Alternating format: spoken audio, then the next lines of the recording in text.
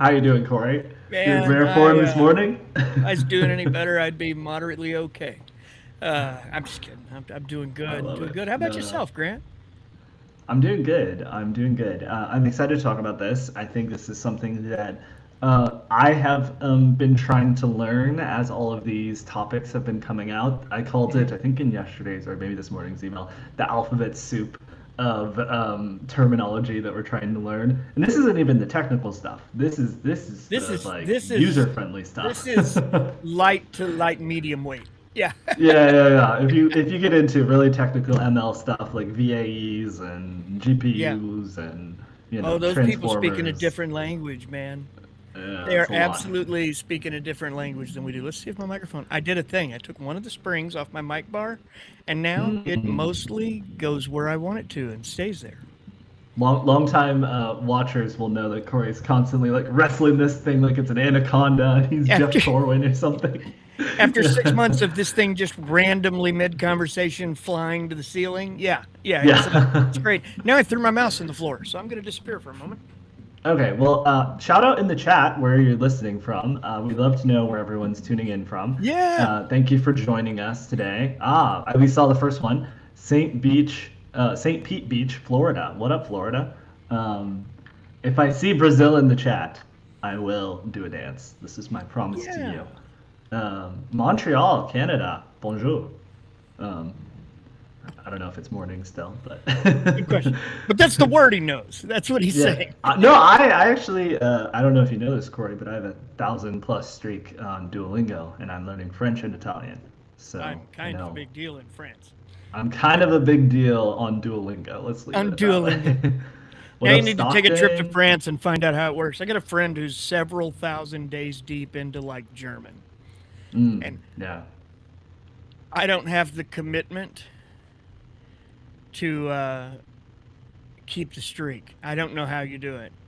Do they let you buy a Well, day back ever? Like, can you? yes. Oh yeah, yeah. There's some days where like half my week is streak freezes. By the way, chat just blew up with a bunch of locations. I'm seeing Durham. I've been there. Very cool. My sister went Where? to Duke University, Durham, North Carolina, Bridgeport, Connecticut. Want to go there? From inside the Ooh, pool. Love that. Paris, France. Bonjour. Cape Town, Uh, South Africa. Wow, that is so awesome. that is so cool. Where? Also, Where's? shout out to California. I'm in California as well. What up, Stockton? What That's up, great. Cali? I'm in St. Um, Louis, if that matters. If anyone's from St. Louis. yeah, shout out if you're from MO. Great to see everyone. We're really happy you're here. Always like to give it a minute for folks to trickle in like that.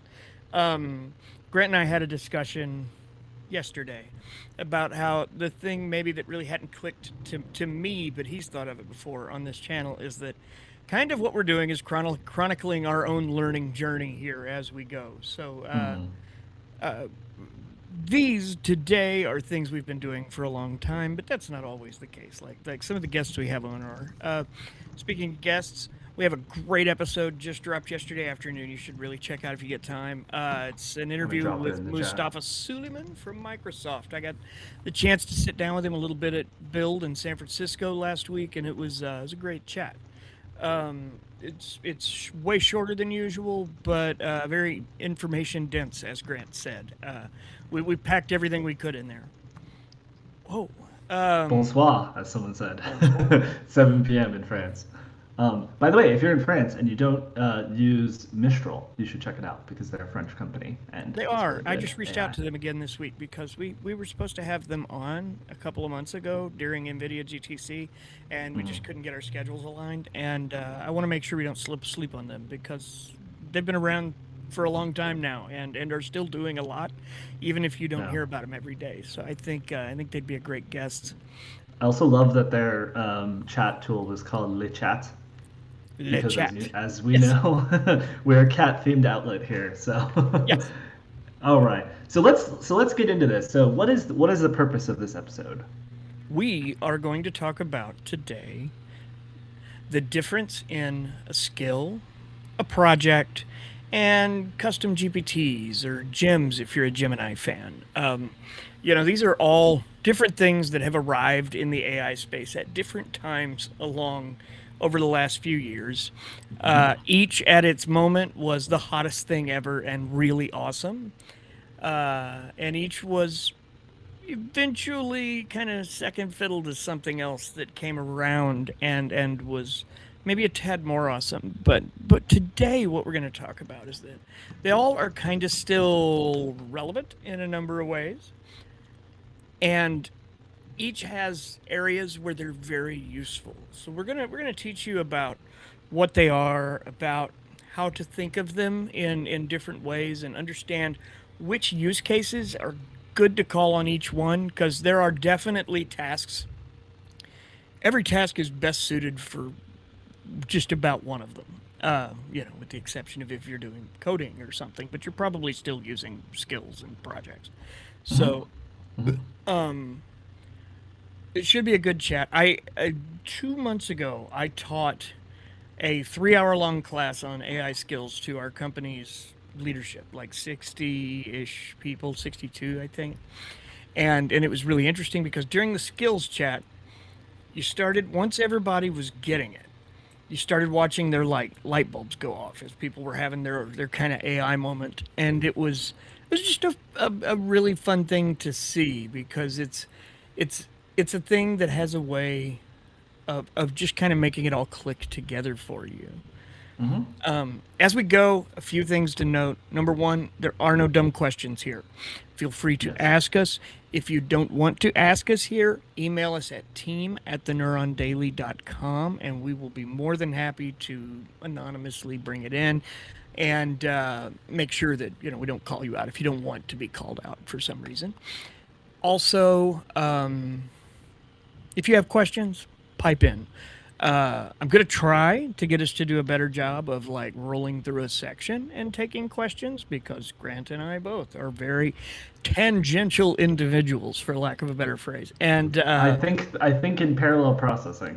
yes, yes, yeah. So if I'm mid sentence and a cool question comes in, I will stop that sentence and go on. So I'm going to today, for your sake as viewers, try to ensure that we get through a thing and then roll back through some questions for a couple minutes. Get through a thing, roll back a little. But please toss them in anytime you have. And Grant, where do we want to start? Well, I'm just going to add one more thing to. Actually, I'll add two more things to the things that you just said. So, Okay. first of all, you mentioned projects, custom GPTs, gems, and skills. I've been doing a little research, so I'm also going to cover agents, subagents, plugins, and loops. So, Ooh. I might be able to teach you some things about that, Corey. Getting significantly more technical. I was playing with loops last night. That thing I built that I was telling you about, that was a loop project. We will cover that I'll in the tell you about back that half, when we get there. I'll Yeah, tell you, yeah, tell you that- how I did it, why I did it, and I was really excited about it. Yeah, so that's like the advanced section. So for people who want to stay to talk about that, we can do that. And then the other thing I'll say is, if you have sent us a question before via team at the Neuron Daily and we have not gotten back to you, please email us again and say, hey, I sent this to you before. Where are you at? And that will draw our attention to it, that we should probably respond. So apologies if we missed something. All right. Excellent. Before we get started here, please take just a moment to like the video, subscribe to the channel. We hope a lot of people come and are able to benefit from this. We really enjoy and have a lot of passion for teaching folks who are new how to use these tools that have been very helpful to us, and we hope that you can find a path that makes them that to you as well. Yep. All right.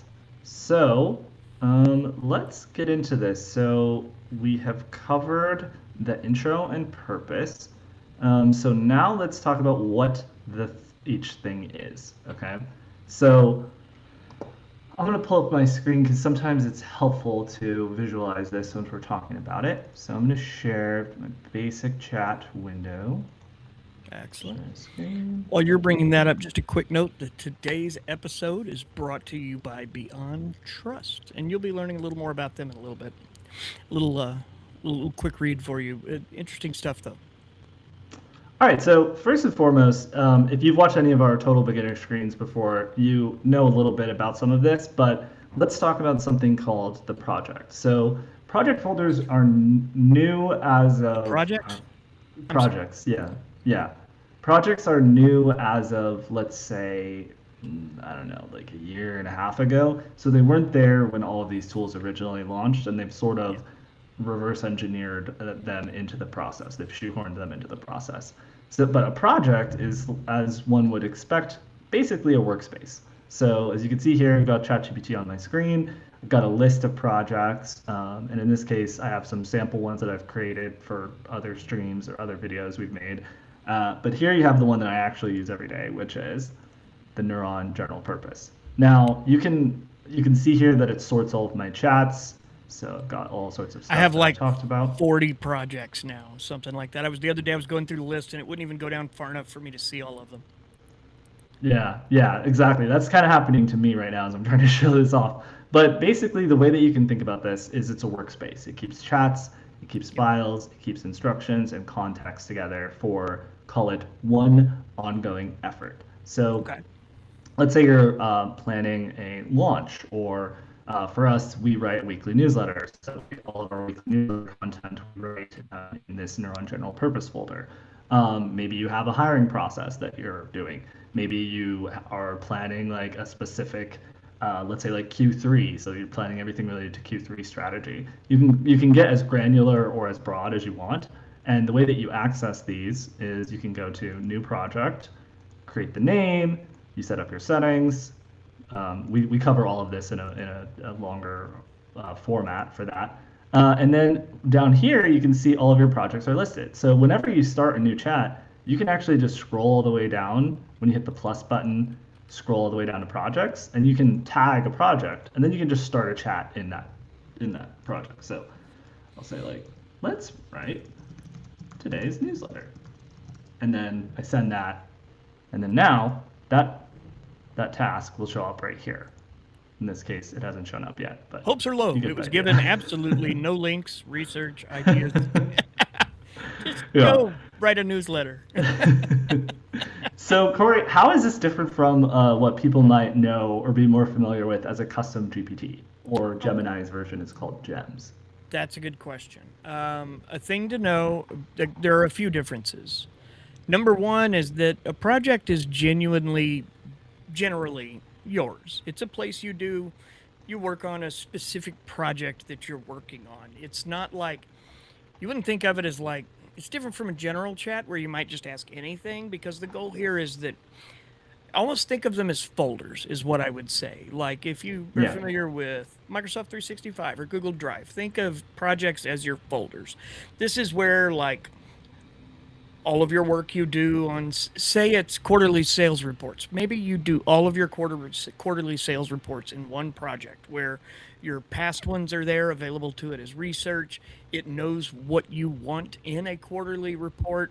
It understands how that needs to read. It understands your priorities. And that's all in this one place, nice and neat, where anytime you need to, you can go back and reference, like, oh God, this is wrong. Where did it screw up? Things like that. You've got a way to go do that. And I think that's a Yeah. really valuable thing. For me, it's all about organization, because the truth is, as a guy who uses his AI apps all day, my just general list of recents is insanity. It's Like, look at absolute this. Look at chaos. this. How would you keep track of all of this stuff that you talk about Speed on a of light daily basis? explained. I like it. Good thinking. Yeah, I think we were testing a new model with that That makes one. sense. That makes sense. Yeah. But it's the same. It's just it's a mess. It's a disaster, and none of them have done a good job of adding in folders for previous chats. So, the project is the answer to that. It also gives you the ability to give it its own system prompt. That's how it knows what you want. You give it that, so it knows if you come in here and you do anything, it knows he's here because he wants this, or she's here because she wants this. And this is how I do it. This is what it should look like. It also has the advantage of having a knowledge section where you can upload examples, you can upload resources you want it to take into account when it's working on your tasks. So, like if, say, you're working on that quarterly sales report, I'm going to pick on the salespeople for a minute. You need it to also understand maybe your company billing process. Perhaps you've got that in some kind of a sales procedure document or some kind of an SOP or something. that is designed to keep track of all those rules. Well, you would want that in there. If you're in HR, you'd want it to have your employee handbook. So when you're asking things, you can say, make sure this is in alignment with our employee handbook.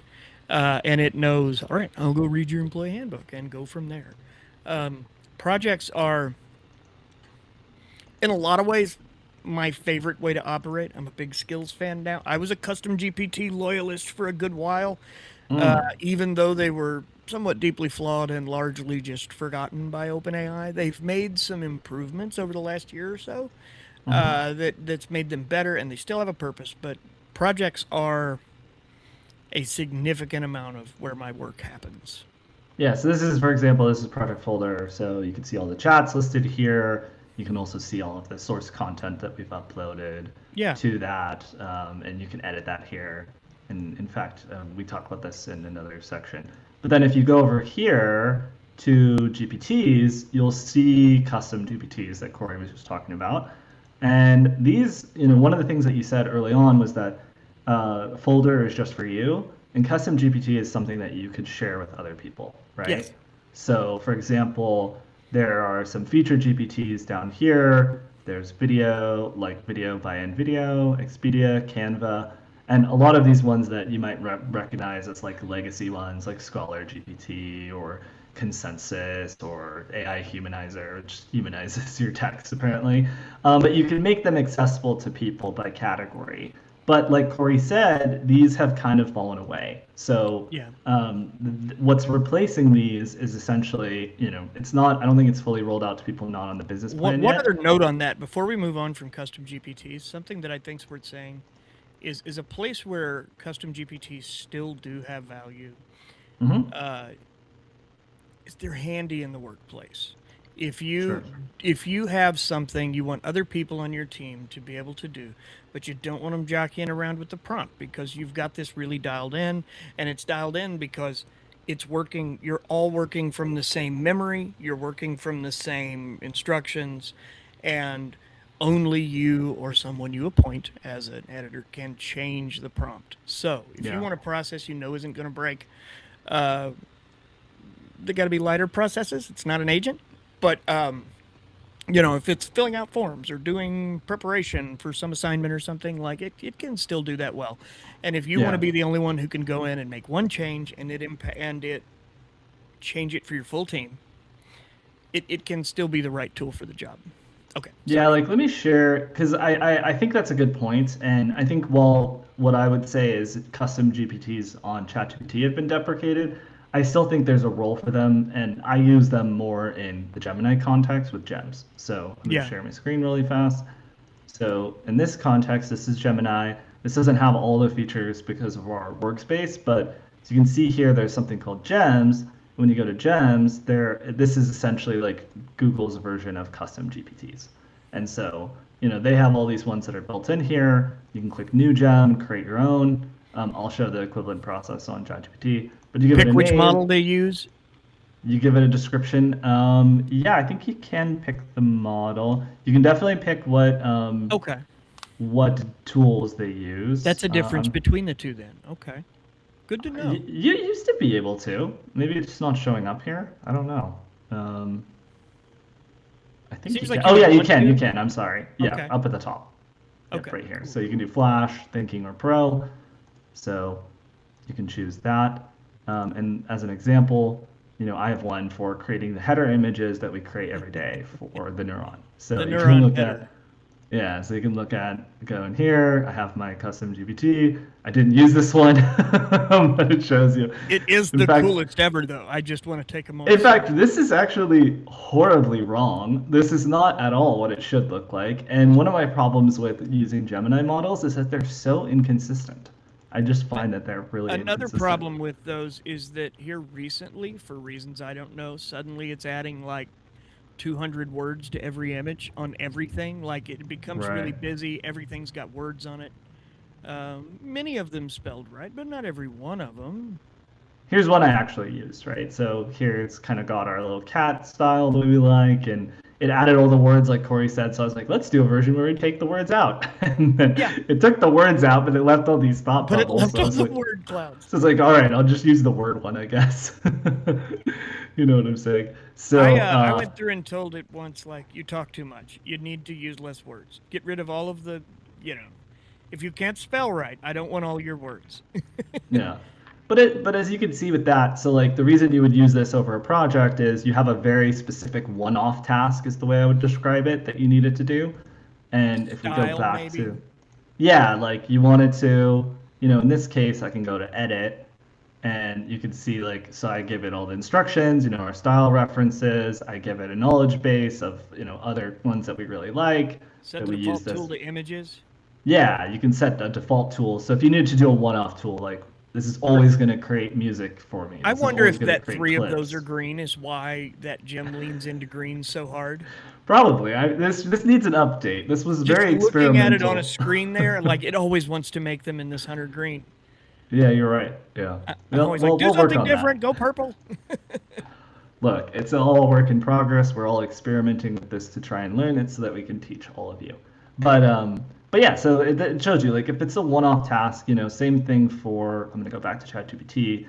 For ChatGPT, if you have a one-off task that, like Corey said, you need really dialed in, and you just wanted to just boom go and do it, custom GPT is good for that. Yeah. You can give it instructions. You can give it suggested conversation starters if you're sharing it with your team. I would say custom GPT is probably better for sharing with other people than just using for yourself. Like you said, the business use case is pretty good. Share knowledge base here, so you can upload stuff.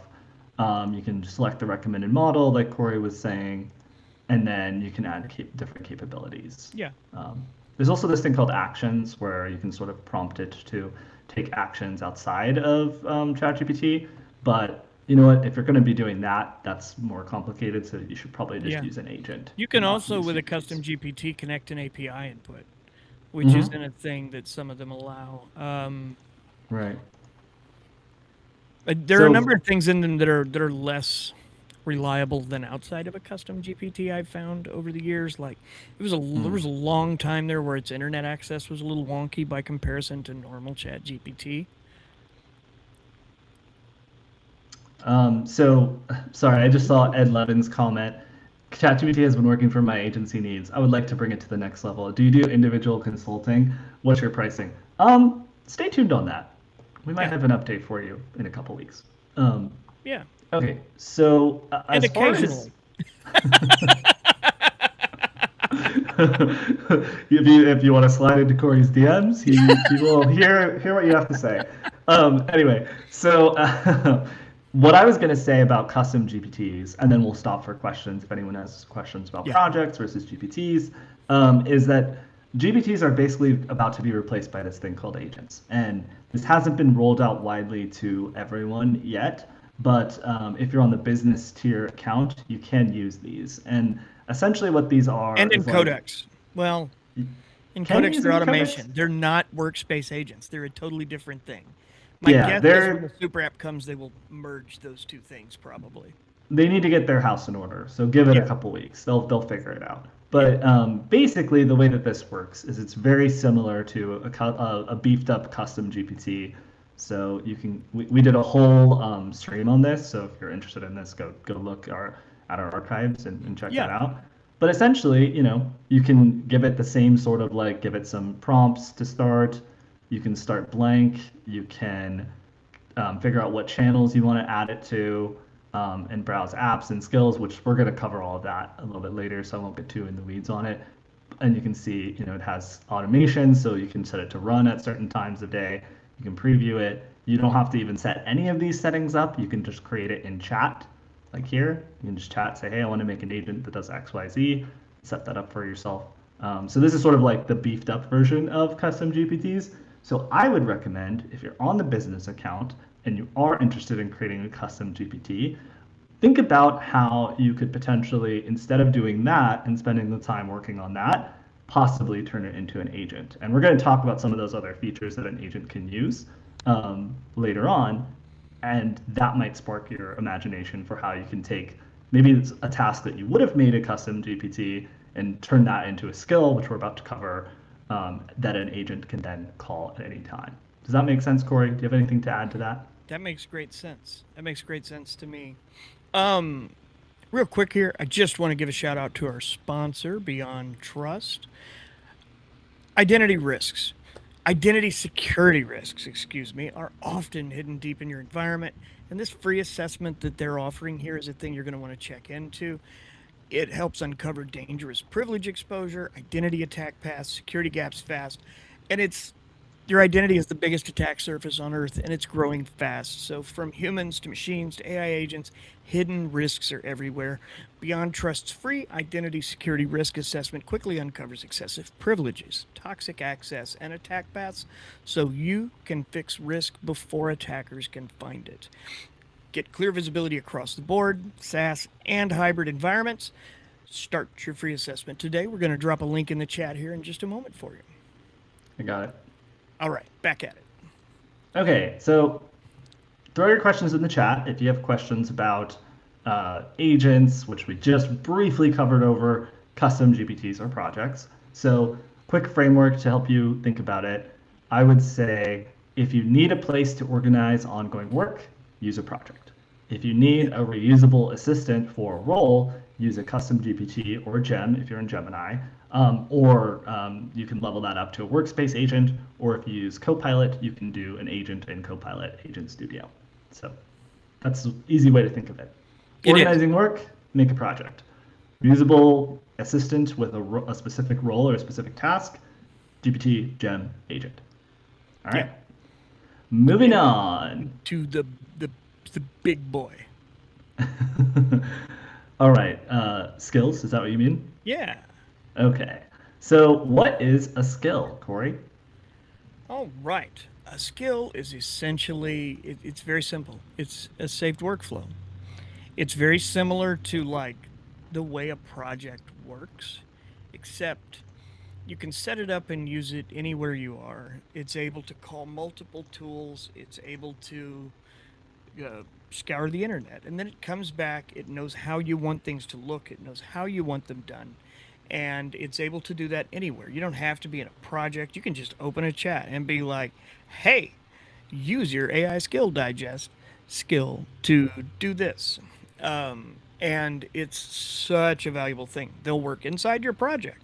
They'll work inside your custom GPT. You can use them anywhere you are. You can also, one of the nice things about skills is that there's kind of a standard. They're all like MD and YAML files. So you can tell any of these tools, download my skill, and it'll give you a zip file. You could download it. You could take it from ChatGPT over to Claude. You could take it vice versa. You could take it to anywhere else that allows you to use skills. You know, like I regularly I have a personal ChatGPT account where I use Codex a lot and ChatGPT, and I have my business account. And I regularly will create a skill and be like, ooh, I want that everywhere, and download it and bring it to work with me the next day so we can use it here at the office as well. And I have that same workflow accessible wherever I am. You also have the ability to share them with teammates. If you have a ChatGPT business account, one of the nice things you can do, skills like Claude's co-work, but others have them now too. I want to touch on that a little more in depth. Go ahead. Well, first of all, I just want to add some like a formal definition to what you just said, because I think all of that was great. But the best way to think about a skill is that it is a reusable workflow, and it stores the process, the structure, the quality bar that you set for yourself, must-haves, and things to avoid related to that workflow all in one place. So it's sort of like an all-in-one, this is how you do this thing, right? Yes. Essentially, they're how repeated work gets done. Does that make sense, Corey? Do you agree with that? Yeah. You want to add anything Think to of that? things like, I have to do this executive report periodically, and it's not a thing I do often. I want to just be able to say I need an executive report, and my ChatGPT know, oh yeah, this is how Corey likes those. Yeah. It'll do that. You know, It saves the formatting, it saves the constraints of what it needs to have, what it needs to avoid. It saves Python scripts. So if you have like a specific script that you want to run, which that just means like if you want to run a software program to get it to do something consistently, what we call deterministically, meaning you're not relying on the AI to come up with like whatever it thinks is the right way to do it at any given moment. You want it to run this exact sequence of steps. You can have it do that. Macros in an AI age. Yeah. Very impressive macros. Yeah. Macros, exactly.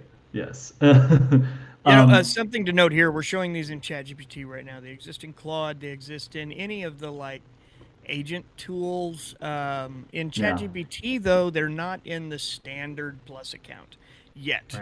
Right. They will be. I'm certain it's absolutely coming. They were rolled out as a research preview to business accounts to see how people used them, interacted them, and managed them. And they've been in there for 2 or 3 months now. So probably we're getting close to a further rollout. They also work in Codex. So if you do your work in the Codex desktop app or something, you'll be able to use them there. You can download from there and move them between your things. It's really easy once you understand what it takes to make one. Yeah, and interestingly, I think Gemini, if I'm not mistaken, recently launched these. They at least did with Gemma, which is their open source tool. Yeah. And they also, and Grok also just launched Skills. So if those are your platform, why don't you shout out in the chat, what is your platform of choice? Are you using Claude? Are you using Codex or ChatGPT? Grok, what are you using? Let us know, and we can, sometimes tailor the examples to that. Would you like me to show how to make one real quick? I have a process that I just need to tell to go do it. I could really Yeah, quickly like, let's do it. Yeah. all right. Yeah. By the way, I am on the skills. Before I pull my screen down here, I'm on the skills, I guess, like registry in ChatGPT that shows all the different skills that I've created or added or that we have access to at our company. Yep. And you can see all of those in there. And basically, the way that you call these, I'm gonna, you can click new skill to create a new one. But I will show you that actually after you show how to create one, how to call it. Yeah, there's. I saw somebody mentioned planned availability in Copilot. Yes. Uh, Cop- uh, Co-work is available in Microsoft Copilot now. If you're a Frontier member, presumably coming soon to regular users as well. But Mhm. yeah, it's absolutely coming there, and it's essentially the co-work from Claude. So I'll add something while you pull up your screen there. So somebody asked in chat, is skills like Cowork? Cowork is more like an agent. Cowork is an agent that you work with that has access to your computer, and it can actually call skills that it can use on your behalf. So you could say to Cowork, hey, use my AI skill of the day creator skill and write me an AI skill of the day to learn all about skills. And because you've already taught it how to write in the format of the Neuron's AI skill of the day, it knows how to then convert that request into, it'll go research the web, it'll go make sure it Yep. understands the assignment, it'll read the docs related to that, what skills are, and then it will come back and it will write it in the exact format. So Cowork is like the agent. It reads the skill file, it learns, oh, this is how this works, and then it goes and it takes the action and it does it according to what the skill file does. You can kind of think of Exactly. skills as like it's a prompt and then a bunch of other stuff that teaches it how to use it. So what you want to be doing is you want to be working with Cowork to create your own skills, so that you can say like, hey, make me a skill to do this process, make me a skill to do that process. So you don't have to memorize prompts. You don't have to be constantly prompting it and trying to get it to work. You can just literally say like, at this skill or use the XYZ skill, and it'll already know what you want. It's really powerful. It's probably the biggest unlock of how to use AI, I would say, right now. Yeah. Yeah, and very much, use the tool you love. I just saw the comment here I wanted to address real quick that you've been using ChatGPT exclusively. Is there a better AI company you would recommend for the group insurance service business? Me, no. The truth is, if you've been working with one for a long time and you're good at working with that one, like you feel like you're able to get the results you want, I wouldn't mix it up. You're looking at small scale changes from one to the next in tiny percentages quite often, with the exception of like this week. And there are other weeks where that's the case too. But it always flip flops. You're never going to always have the best one. So, uh, the AI you should use is the AI that helps you do what you need to the easiest, the best, and that you understand how to communicate with. So, if you're working with ChatGPT and it works great for you, cool. Use ChatGPT. I traditionally that's kind of been my go-to. I still use Claude some. I use Gemini a little. I use Metis AI in my glasses that I for some I reason want to never give a downloaded. challenge to what you just said. Go ahead. What is your challenge? I want to If hear you've it. been using ChatGPT exclusively, I would challenge you to try Codex because Yes. Codex Oh, is much yes. more powerful than the ChatGPT app, and eventually, according to rumors slash leaks in the media, they will eventually merge them into one application, supposedly. We don't know if that's Codex is ChatGPT on the juice. yeah. It's It's it's great. you can use it with your current plan that you're paying for. You just have to download another app that's separate from ChatGPT. I would try that because that's gonna be the thing that's gonna give you the most like um, acceleration from where you are Yeah. now. Like It's a more real so than bummer right switching. now Yeah. that Anthropic and OpenAI both shoved code in the name of those tools because what I'll say is that that word is there intimidates a lot of people who are not engineers or developers. Please know those tools absolutely 100% have value to anyone. They're very much built for work and setting up Do you have automations Codex and open skills. right now? If so, show them Probably. how to toggle between the work and the code version because that's really Okay. helpful. Dun, dun, dun. One moment, please. Mm-hmm. Not a Just problem. Yeah. finding So my basically, little. what Corey's saying is that like it seems intimidating because it's like Codex or Claude Code, which is why Claude eventually made Cowork, which a lot of people are familiar with now. But you can actually switch Codex to be more focused towards like knowledge work essentially, so that it doesn't speak to you in these kind of abstract, mystical characters that only engineers understand, but it kind of talks to you like Cowork does. So, Grant, my yeah. codex on this work machine, the Uh, the thing's not there. oh, interesting. Well, I can share mine if you Oh wait, want. never mind. I found it. I found it. I found it Okay. once. Let me pull down the screen. I was going to use to show a skill here and switch. Oop, not a script. And then we'll go back to we'll get back on topic after that, I promise. Yeah, yeah. Because I want to try our best to stay on topic for folks who find it hard to learn from us. We're Okay. resources, so ask for what you want to know and we'll focus on it. Absolutely. This is Codex. If you've never used it, don't be that intimidated. You come in here and you'll write prompts just like you would, anywhere else. What's the difference? You'll spell it better, hopefully. And a bluebird and a robin. Friendly reminder Yeah, that no. typos You don't don't really have to matter. ask it coding questions. It will absolutely do anything else you want, just like you do in ChatGPT, except you get access to automations, sites, which is a cool new feature, plugins, skills, a lot of things that honestly just work better. It's working on your computer. I just love it. The truth is, as a work tool, it's great. So is Claude Code. They're both great.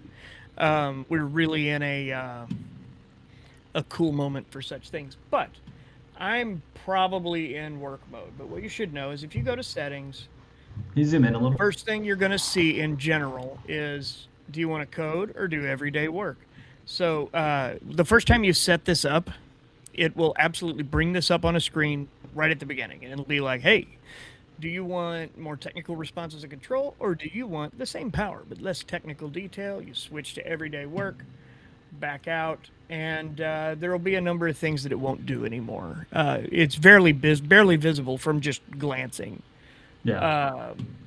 One of the things I like that ChatGPT doesn't do is the ability to go between all the different reading levels to go into fast mode, which is ridiculous. That's the one running on those Cerebrus chips. If you don't know what that means, look it up. They're ridiculous. It's also Yeah. ridiculously expensive, just to be clear. So don't use fast mode is what you're Yeah. saying. So you can, pick between different models. You can choose your reasoning level. I usually live on medium, but here lately I upgraded to the pro plan, so now I live on high because I like to live a little, and who knows. But either way, they both work great for me. But Yeah. now I want to take just a moment and go back over to the skill that I was going to show you while we were talking about skills. Codex is connected to ChatGPT. but you can't run it online, I don't believe, unless that changed when they gave us mobile use. Uh, I Yeah, you updated can an app kind of connect them. Yeah, I think you can. I built an app last night that wasn't working right on my desktop computer, and or it was working fine. And then this morning I got up, and the report it was supposed to send me came in with an error. It didn't work. So I opened Codex at the coffee shop on my phone while I was waiting for my latte, and said, "Hey, this didn't work. Fix that." And it opens up my computer at home, fixes it, and by the time I'm home, it's already at my work computer ready for me. Really handy. Wow, pretty awesome. Uh, okay, so That's back that. to the other screen. Okay, while you're pulling that up, I want to address Root Castro Silva's comment. Wouldn't it be sensible to also plan for portability instead of being dependent on one provider?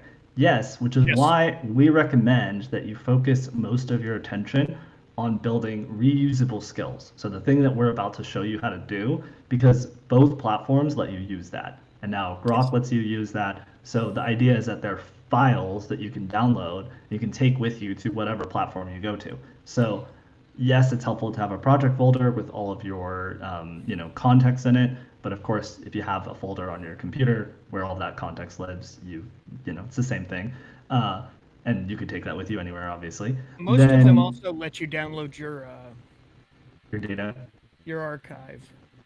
yeah, Uh, I don't yeah. know where it's at, but But I'm getting but I'm but getting on skills track. is like the same concept where it's a pre-packaged workflow that you can take with you, whichever one you're using. So for example, for the last couple months, I was using Claude exclusively for all of my work-related stuff, and then I switched over to ChatGPT to test it out, and I just brought all my skills with me, and it works pretty much exactly the same way as I had before. Yeah, it's we've reached a point where they're all good. With that said, just like in anything else, each has little nuances, things it's maybe a little better at, a little better suited for. The differences are generally much more minimal than people in the AI space like to admit. Usually they're close, and depending on your job, you may never notice the difference. Like if you're an electrical engineer, you'll notice a difference. But if you're a bookkeeper, those are tasks it's been really good at for quite some time. Probably and I don't mean to diminish bookkeepers. Please know that. I just mean it's a task it's been quite good at for a few model series now, and you're going to notice less of a difference there upgrading than you will in others. Mhm. Kind of the way that happens is different skills just take it longer to figure out depending on its training data, and kind of once it hits the I'm very usable here, you're going to start seeing smaller and smaller returns with new models. So talk to me. What are we about to learn? I'll tell you what we're about to learn, my friend. We're about to make a skill. Let's do Uh, it. sorry, I went I full love nerd. it. No, I Uh, love it. so, for context, I have started making some shorts each day for our YouTube channel. Um, and in doing so, I was like, I need something to spice these up a little. And I decided, you know what? I want like sketched out B roll type images I can bring up on screen to illustrate things periodically that just, that are like, they flick in and flick out after 3 seconds. And I've kind of settled on this style. I like it. I've been tossing them in. I have that one the other day. This is one about agent loops.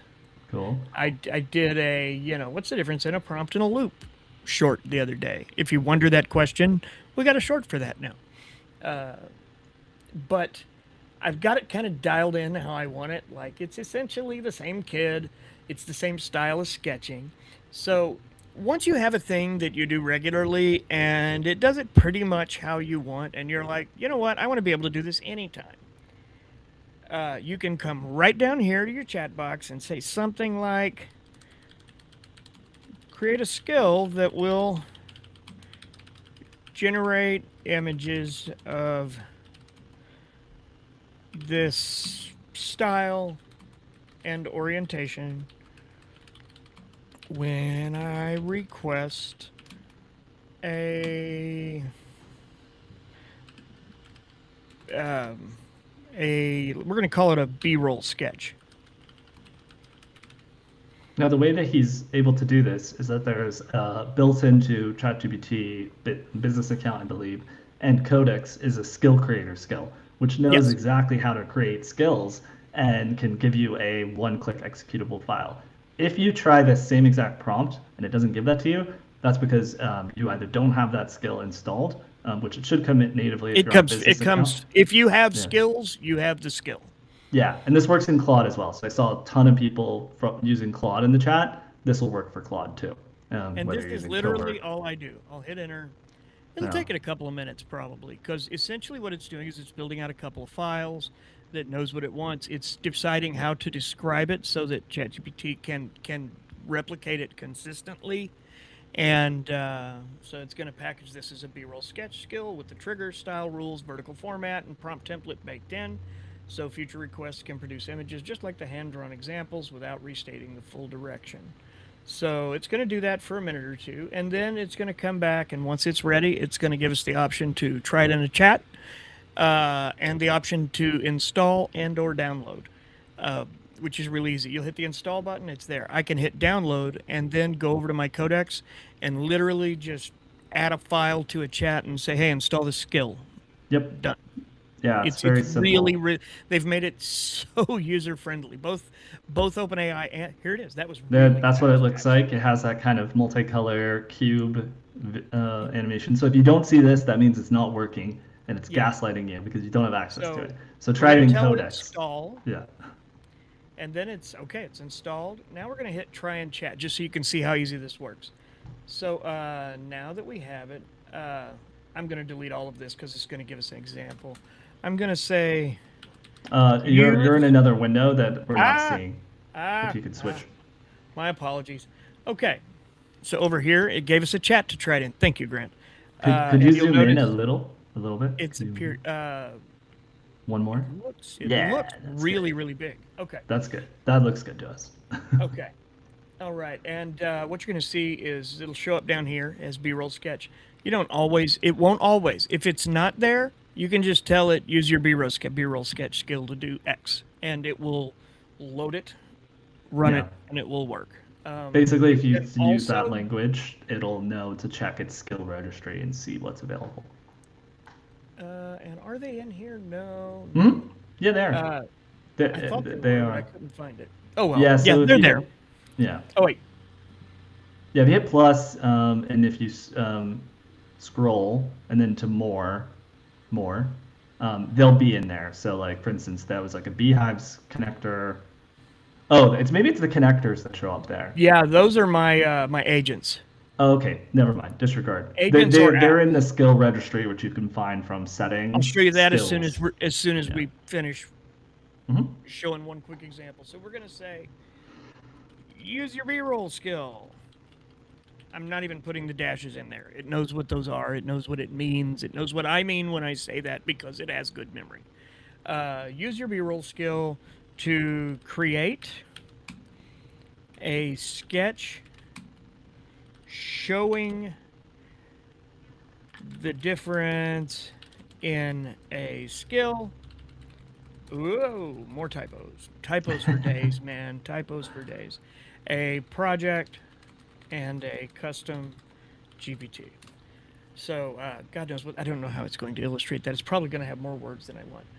But what we're going to see here is I got to bring this up or I'm not going to be able to see the image on the screen. There you go. Yeah, that's fine. Okay, yeah, here we go. Yeah, because the image will come up full screen as soon as it's done. And Hmm. so it's making the thing, which obviously takes just a minute.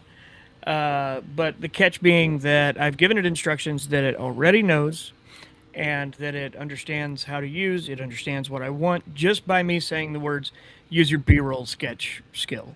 Like Yeah. it knows, got it. He wants one of those things and moves on from Hmm. there. Hmm. So instead of me having to go in every time and say, I want you to make a 9 by 16 formatted sketch on an off-white background that looks like a drawing, uses a little boy with spiky black hair, and use that to illustrate this. Instead of that, I just go in, I'll say the thing. Okay, see, this made more of an infographic, honestly. Uh, but Now, it's here's something I've actually, been that may wanting be to really, God, this is here's deep. something I've been wanting to bring up related to this. So, I was trying to create the equivalent of that Google gem that I showed earlier in ChatGPT. and I wanted it to use reference photos that I provided in the chat. Well, because one of the things that these AI agents are not good at is manipulating images and moving them around and putting them places. For some reason, they can't do that really. At least, if you know how to get them to do that, please shout out in the chat. What you have to do is you have to actually go to your desktop, open the skill file, and create the folder with the reference images that you want. You have to create that folder and then manually put the reference images in.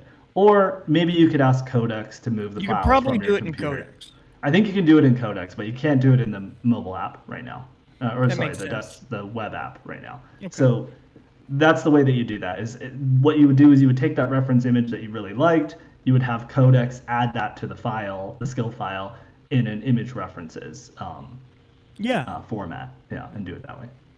Exactly. So here what we're looking at, actually, I'm going to download this image and figure out a way to share this with you because it's actually a pretty helpful resource for what we're doing that might be worth saving. It's going to kind of break down, it's an infographic breaking down exactly what we're here to talk about today. So I'm going to stop sharing I was going to show you where skills are. That's the other thing. Yeah, please show that real fast. If you have a business account, or if you have Claude, you'll be able to see it. Yeah. You go down here to your settings, and there's a skills option. If you don't see that, your ChatGPT doesn't have skills yet, but it will in Codex if you go load it there. And you come over here, and you're going to see all of the skills I've installed. Some of these are mine, some of these are not, but they're all ones that are installed in my ChatGPT instance. Here are ones I've created for a variety of tasks in this specific tool. Like I have more in Codex, and here are any inside our company that I can go and pull from that other people in the company have created. So like, sometimes the best answer for a skill is to go see if somebody else made that yet, because if they have, wonderful.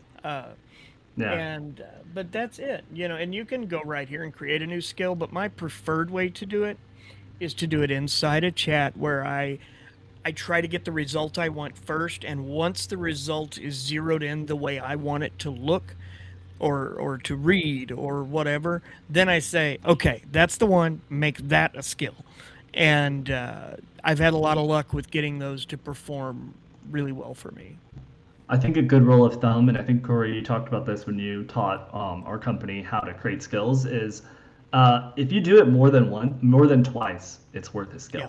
So if there's a recurring task that you do more than twice, turn it into a skill. Please save yourself the prompting headaches and the memorization. Please even save if you yourself think the time. I might need this again someday. And you don't want to, because like it's a hassle. If 3 months from now you need to do the same thing, you saw what the chat history looks like. You're never going to find the conversation where you did that. Its name might be nonsense. You might have typed it in a conversation not about that at all. Yeah, exactly. So let me show you another example. Are you in the free plan of Claude? On my work computer. Oh, okay. I could show. I have my other computer queued up to join us at some point, where I can show what a non-free plan looks like. But in this case, so for all the Claude users out there, the way that you find skills is you click over here on the side panel, you go to customize, and you can go to create new skills right here if you want to create one, or I believe you go right here to this little scroll icon. Let me follow my own advice and zoom in. So you go to the scroll icon, and then you'll see all of your personal skills, which you might not have any if this is the first time you've come here. Word count cut. But then, yeah, you can see all of my attempts to play around with this. And then you can go to either browse skills, and you can see all of the skills that Anthropic has created, which in this case, you can see they have create beautiful visual art, build an MCP, create a theme factory, et cetera, et cetera. I scrolled over that part in OpenAI's too. I forgot to mention that they do have skills you can just download. Yeah, but you can go to create, and there's 3 different ways to create it. You can create it with Claude, you can write skill instructions, or you can upload a skill that you've, let's say, created in Codex. You want to upload it directly here. You can do that. So. Yep. Somebody had a question in the chat. How is a skill different from an agent? Think of the skill as your prompt your project structure, your instructions, your intent that you want to give the agent. So if it's for a recurring task that you want the agent to do for you multiple times, that the skill is all of that in a neat little package that you give the agent. So it sort of like knows you. It's like, I know how this works. Like, you don't have to tell me because we've done this before, and it's like solved. And Yeah. another thing to keep in mind with skills is that you can version them. So you can continuously update them over time in order to get them to, in order to improve them. If you catch the AI making mistakes, you can add like, hey, make sure that you always do this or you never do that. And you can course correct it. And one good thing to keep in mind is that you should have it label itself. So like this is like skill creator 1.2, skill creator 1.3, so that if you do create multiple versions, you can kind of keep track of it, and then you can keep track of that with your team so that you and your team are using the latest version of each skill. That's a really good call out, Grant. Thanks. So let's see, we've got some questions in the chat. Can you show writing a skill for an interesting to read Facebook response? I actually can. Let's see. Oh, that's a great idea. What did I do? One here. The Google universe, to my knowledge, does not yet have skills. Is that correct, Grant? They have it with Gemma, which is their open source model, but that's probably too technical for anyone on this stream. I don't. Let me check my personal Gemini account and see if they have it yet. Yeah, me too. I'm looking. I don't think They're really sleeping on it, and to be honest, I don't know why. they won't for long, though. This is absolutely a kind of a standard thing that's being widely and broadly adopted now. Like it's used in all of the coding agents. We didn't explain what an agent was compared to a skill. I was looking for my notes. I have a really good explanation of that somewhere. We kind of just did, but that's okay. We'll break it down even simpler. An agent requires a number of elements that a skill does not. Let me say that. An agent is a combination of a trigger, meaning something that makes that thing go run. Some amount of tool use, some amount of maybe verification, other things. And it's bringing all of that together to perform a task. A skill is just saving a specific workflow. So, like, one of the differences is, like, skills don't have. I mean, I guess a skill has a trigger, but the trigger is just you saying use the skill. Uh, and so, one of those. So, for example, if I want to do something hands on, I'm probably using a skill to help me through it. If I want something to happen like magic and just appear in my inbox in the morning, for example, I'm using an agent. I have an agent that I built last night that is it's running a small little Python desktop app that Codex made. And it does a lot of YouTube research around things that are interesting right now, making sure we're not missing things we should be talking about, teaching about, and learning about, for that matter. And I set it up to where it's going to send me an email every morning. So every day at 5:30 a.m. Central Time, it wakes up, it calls the YouTube API. It's going to go out and it's going to gather all this information from all these specific channels I've given it and other things. It's going to come back. It's going to take that data, analyze it, make a report. So we're calling like multiple tools here. And then it's going to take that report, save it as a PDF, drop it in an email, go to Gmail, email it to me, to Grant, and to whoever else. So, like, an agent is definitely a more complex workflow tool. There are a number of things you could do the same, but you can't use, like, time triggers, schedule triggers, for example, if that makes sense. I hope that's helpful. If that's not a good enough answer for you, let me know and we'll come up with a better one. I love my gem to create lyrics for education songs, but creating video clips just seemed to, video's high. Takes all the compute. It takes a lot of compute. It costs a lot of money. It's really cool. It's doing it a whole lot better. Yes, you can get a copy of the chart I made. I'm trying to figure out if I can drop that into a YouTube comment right now. Oh, okay. Because I was like, oh, that's actually a really good handout for this class we're teaching. Can you share? Did you? Oh yeah, you're talking about the image that you created a minute ago. The image I created with the skill a minute ago. Yeah. So how do I want to add on to what we're talking about? We have a whole stream, by the way, Agents for Beginners. I think I want to share that in the chat if you haven't watched it yet, because we go much more in depth into agents and what they're made up of. And I think that'd be helpful if you really, really want to understand what the heck they are. And so I'm going to go ahead and share that in the chat. So I would just say like the simplest way to think of agents. Yeah, agents can use skills, but skills cannot use agents. Yes. Well, depends on if you're using subagents, which we'll get to in a minute. Ooh, good call. Good Yeah, call. but It can get technically as that's complex true. as you'd like it to. Yeah, technically that's kind of true, unless you're doing like some pretty intense agentic engineering. But yeah, an agent, you can think of it as an AI that can take actions towards a goal. So you give it a goal, you give it instructions, you give it access to tools, and then you let it make decisions on your behalf. It can browse, it can click, it can read files, it can run code, it can use tools, it can work across multiple steps until it's complete with the goal. So like research a topic and build a spreadsheet, or review these files and then draft updates from a source doc, or fix this coding issue, like get this PR and then go like ship it, or give it to me to review before you commit it and push it, things like that. So it's like an AI that you give it a goal and it goes out and it does things for you. And in order to enable it to do that, you have to have what's called a harness, which Cowork or Codex, those are like agent harnesses for an agent. And we go into all of that in the agent video that I just shared in the chat, so you can learn a lot more about that there. By the It way, appears I there's not a tried. way to share an image in our YouTube chat. I'm telling you, images, I think for security reasons, because images can be very, I have wonder if malicious code I in wonder them. if I can screen grab, Yeah. screenshot, and paste it in. Um, If that's an not, interesting Grant question. can include it in the newsletter as to download. I'll do Uh, that. I think that's the yeah, better way. I'll make sure Grant has it so it can go in. Today's Thursday. Tomorrow's newsletter.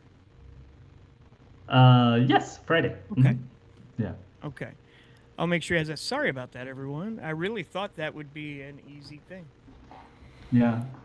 It's okay. We can do it. We'll include it in the post that goes with this as well.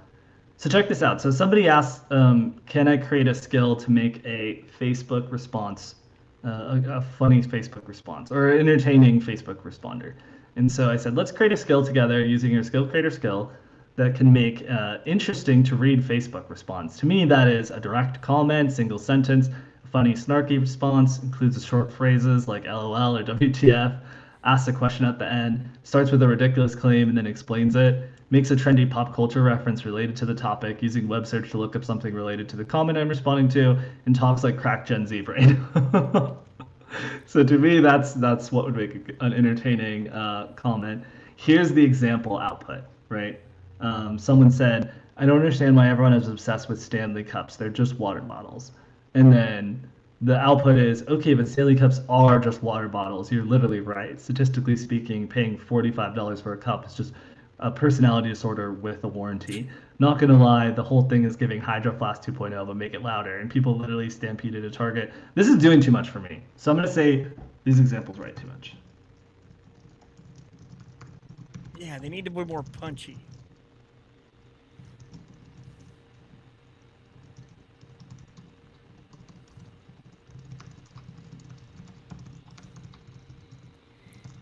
We got a good question here. We'll answer in a few whether Codex is an agent or a harness. If you'll hang in there, I want to let Grant finish this before we move on.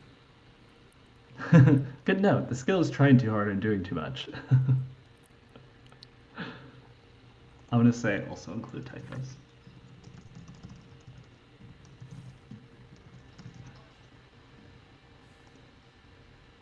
All right. Okay, so it's gonna take a minute to go through that. What's the question? While that's going, I'll tell you what. I've got an answer for this too. The question is Codex an agent or a harness? And the short answer is yeah. Codex Codex as Both. a It's both. product. The Yeah. product Codex, the tool you download, is an agent. It's Mm, it's a is coding it? agent for software development. The Codex harness is the implementation layer that makes the agent work. So maybe Okay, yeah. that's a little bit splitting hairs, No, no, no, that's but good. in I but in I'll allow it. okay, okay. It is, like I said, it is splitting hairs a little bit, but I wanted to make sure we had the right answer. Um, and that's according to Codex, because I was like, that's a harder question than it seems like on the surface. So I absolutely cheated, because I'd rather have the right answer than make something up, because that doesn't help any of us, does it? No, Uh, that's a right way to frame it. yeah, is I know your limitations. Recognize when you're like, I don't know what the hell I'm talking about here. I won't say that, but I just kept thinking both Yeah, could be either, maybe, and that yeah. makes a lot of sense. The harness So is the core agent loop and execution logic under the Codex experience. yeah, I think that's right. Yeah. So here we go. I just to close the loop. Speaking of on this, so now what it did, it took my note and it's turned it into a skill file here. This is what this looks like on Claude. I can click Save Skill, and then it saves it to my skills. I can click Manage. I can go look at it there. The screen I was showing you before. So I'm going to go back. Then I can also download it, or I can click into it and I can look at the language. And a lot of times maybe it writes too much, or it over corrects, or it oversteers. So you can actually download this, come in and edit it. You might be able to edit it here. Claude is wordy. Yeah, you can go in and you can edit it yourself, and then you can re-upload it. You can, like I said, you can download it, and then all of a sudden you can now edit it yourself. But yeah, that's how you create one, and you can just keep iterating on it. When you're in the middle of a chat, you can say, "Hey, I want to update my Facebook response writer skill. It's saying this too much, or it's doing this trend that's annoying to me, or make it vary its ideas more frequently, things like that, and continuously update it that way." Yeah, we got a good question about a an analogy here, and in automotive terms, a skill is filling the gas tank, an agent is removing an engine. Good analogy. I feel like maybe a better analogy would be a skill is the gas tank, because it's there.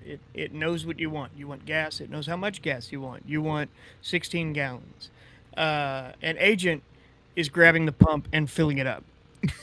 I feel like my Um, no. you had me on the first one. I would say the agent is the mechanic. The agent is the mechanic, and you say, "Hey, go fill the gas tank," and the Okay, mechanic decides how to do that. The correct. mechanic has all of the tools in You're the the auto agent. shop. Well, So yeah, if you're pumping gas, we're talking gas pumping. You're the yeah, agent. You're the one yeah. going and getting the thing and pumping the gas. The Your agent is. Yeah. I think that's the best way to say it. I mean, the way I would say it is like you're kind of like the customer at the auto shop, and you're saying, "Hey, I would like my gas." Well, the gas tank is, Yeah, maybe I would like my and oil someone's changed. filling your gas tank for you. Yes. Yeah, exactly. Yeah.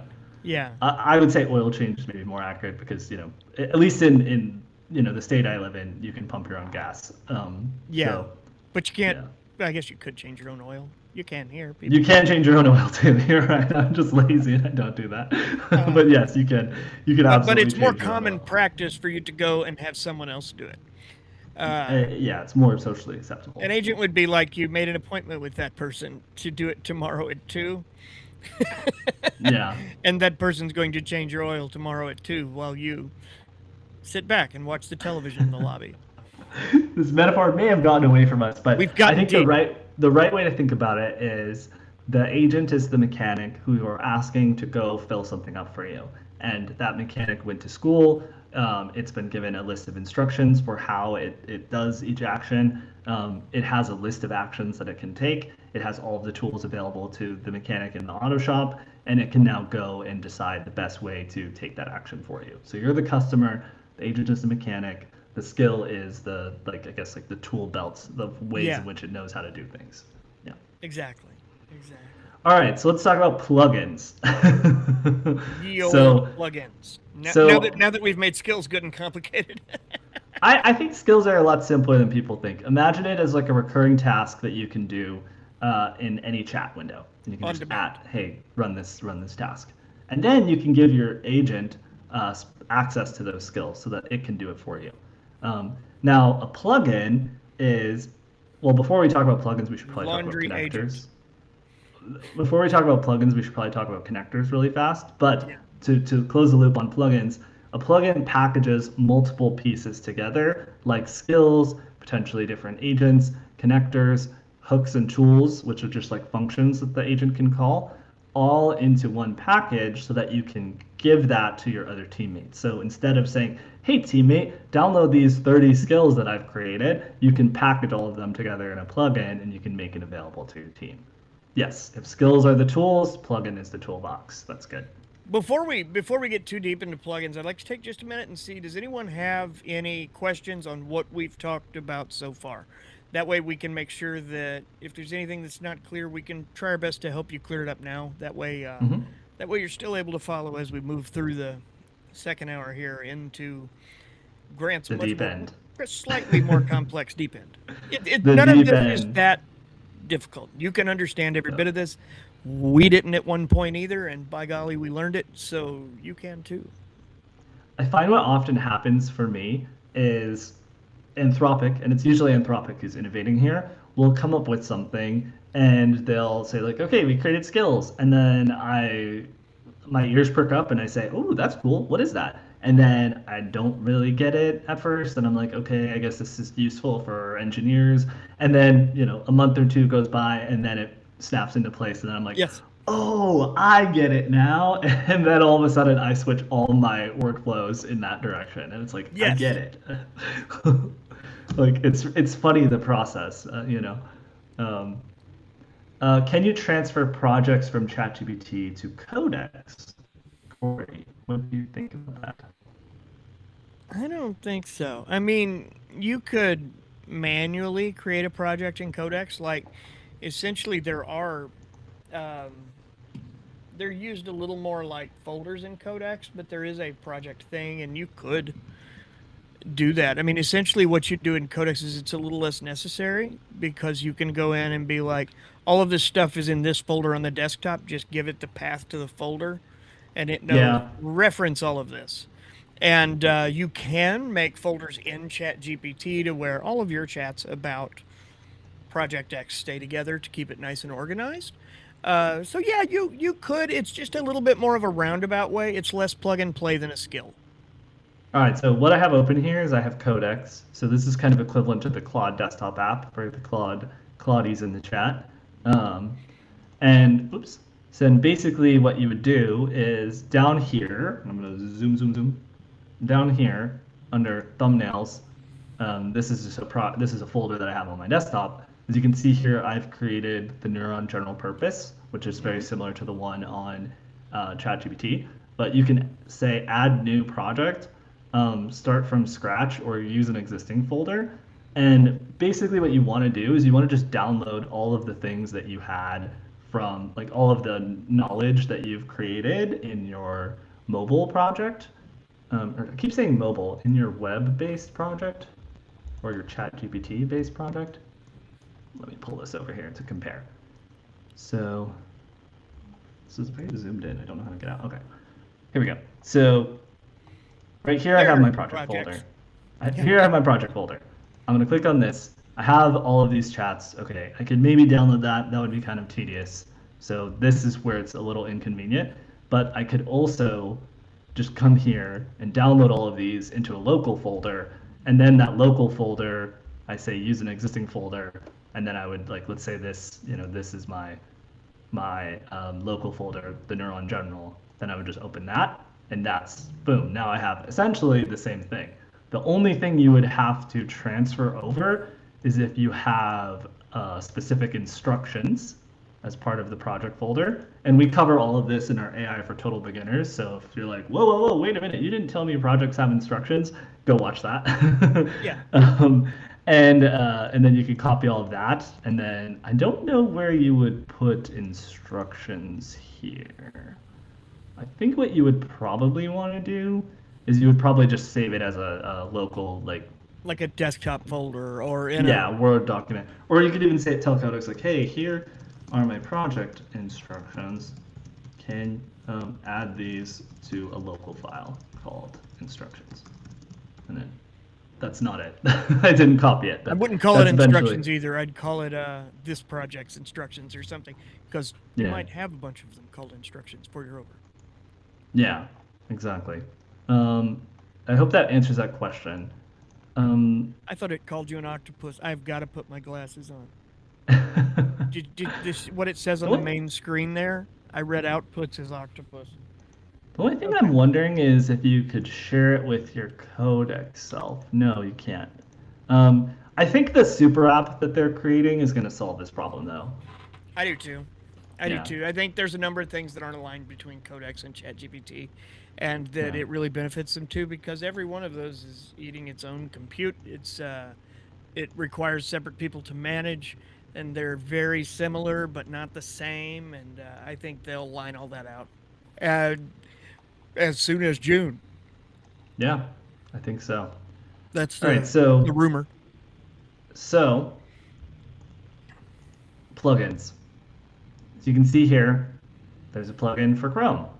There's a plugin for GitHub. These are things you might know. But then there's something called data analytics. What is this? Okay, we're going to click into this. Now you can see, okay, this plugin actually contains 20 different apps. So these are the 20 different apps that you might need if you do data analytics on a daily basis, right? So it has these apps. Now, these apps are technically MCP servers, or what you could refer to as connectors. So these are apps that, as you can see here, some of these I already have installed. Like I have Slack installed, I have Notion installed. I don't have Google Drive installed here, but in theory I could. But then when I add this plugin to my Codex, it automatically installs all those for me. So Think of these all of that's plugins already as set. exactly the thing in Claude that broke the stock market a few months ago. When Claude released the legal plugin and every legal stock crashed. Claude released Yeah. another one a few weeks later and they all crashed. These plugins are the same kind of thing. Like, you can come in here and do a lot of data science stuff. You might have needed a dashboard tool or a major BI enterprise tool for. I mean, and depending on what you're doing, how big your company is, you may still, but you also might not. So here's exactly what Corey was talking about. So on Claude, for all the Claudies in the chat, so you go to customize, and then there's skills and connectors, but there's also plugins. So you can go to browse plugins, and it'll show you all the plugins, and it's the same thing. So this was the one that Yeah. broke the chat. Again, I had the kind of moment where I was like, well, I don't get why this is a big deal. Like you could be creating skills and connectors before, but basically this just puts it all in one place. So as you can see here, it comes with 9 different skills already built in, and then you can click on Codex any. has a baller one called Build iOS Apps. Yeah, yes. But it shows you all the different skills inside here, and this is how it works. It's like, oh, you can do legal risk assessment, you can do a meeting brief, you can review contracts, you can do a triage and NDA, vendor check, things of that nature. And that's all just built in. So the way that I would think about a plugin is once you've got a lot of skills that you use related to a project, and you have certain connectors that you've added related to that project, you can create a plugin that puts all of them together in one place, and then you can share that with other people on your team. Like, so you could say, hey, this has been a system that's working really well for me. All you need to do is add this plugin with this little plus sign here, create a plugin. You can add it to the marketplace, or you can share it with your team. This is not a business account. This is the free one, so we're not seeing that option here. And then you can make it accessible to everyone. So you can think of plugins as like the place where you organize your skills. So skills are like the place where you organize your prompts and your chats and your workflows. Plugins are like the place where you organize your workspaces. Sort of like now we're getting into like it's like a project. It's an There's a lot of organization scheme. gray. There's an Yeah. increasing amount of gray as these tools grow. Yes, which is why I wanted to do this stream because it's all confusing and we need to make it simple. So you Yeah, can think of plugins as a place to organize your connectors they and unlock your so skills. much. Yeah. They really do. Like, skills can unlock so many things. When I taught this, our sales team sat down as a group and came up with 100 ideas. We estimated that meeting with 60 people in it saved well in excess of 1,000 man hours a year right then, Wow. like in the room. Wow. Wow. And not to mention what they've learned since they got back, how they've implemented them, sharing them with their teams. So there's so much potential there. And I know I'm talking about it from a business aspect, but they're just as valuable in your personal life. Maybe what you want is Mm-hmm. one that knows what you'll eat. Here are the restaurants I like. Here are the things I cook. Pick me something for dinner. Yeah, yeah. There's a lot of things you could do. I've determined. I've said since the beginning of AI that one of these days I'm going to find an AI solution to end the nightly dinner debate. Uh, Yeah, I don't think you've got it because it keeps coming up. I don't. To be fair, I'm confident I could now. It's Hmm. more the laziness around creating a list of what I do and don't want to eat. Yeah, yeah, that's fair. Hey, going dark for just 1 second, Grant. Sure, I'm gonna double click on something that Corey just said. Sorry to use a very corporate term, but I am on a computer and I am gonna double click on something. so, so here, for example, this is a plugin that I believe OpenAI created, and it's to build iOS apps. And so here's another example. So it has about 9 skills built into it. So you don't have to go track down skills in some sketchy skill library on the internet. It's like these are all built in here. And these are all presumably skills that who created this? Yeah, you can go in and you can check the website and see who created it. It shows you it's okay. This is connected to the Xcode build MCP, so that's related to, not to get too technical, but Xcode is for developers with Apple developers, and yeah, it has all these skills, and you can now add this plugin without having to manually figure out how to do all of these workflows yourself. You can just add this, and then you can create iOS apps with it directly inside Codex. So it's pretty cool. Uh, that is how powerful it is when you start bundling and adding all of these things together.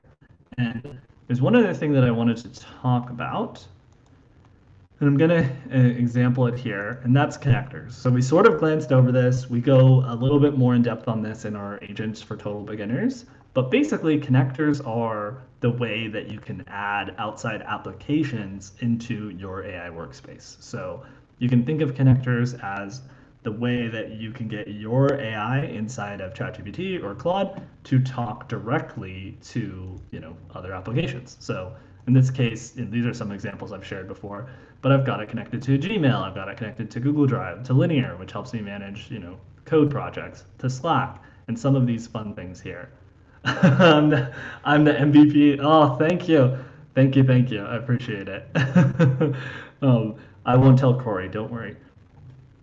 And I do like the way that Claude breaks this out for all the Claudies in the chat. So as you can see here, when you go to customize connectors and you see all of these tools listed out, all of these have permissions that you can set for any time that you want to use these particular skills. So it breaks it out into read-only tools and write and delete tools.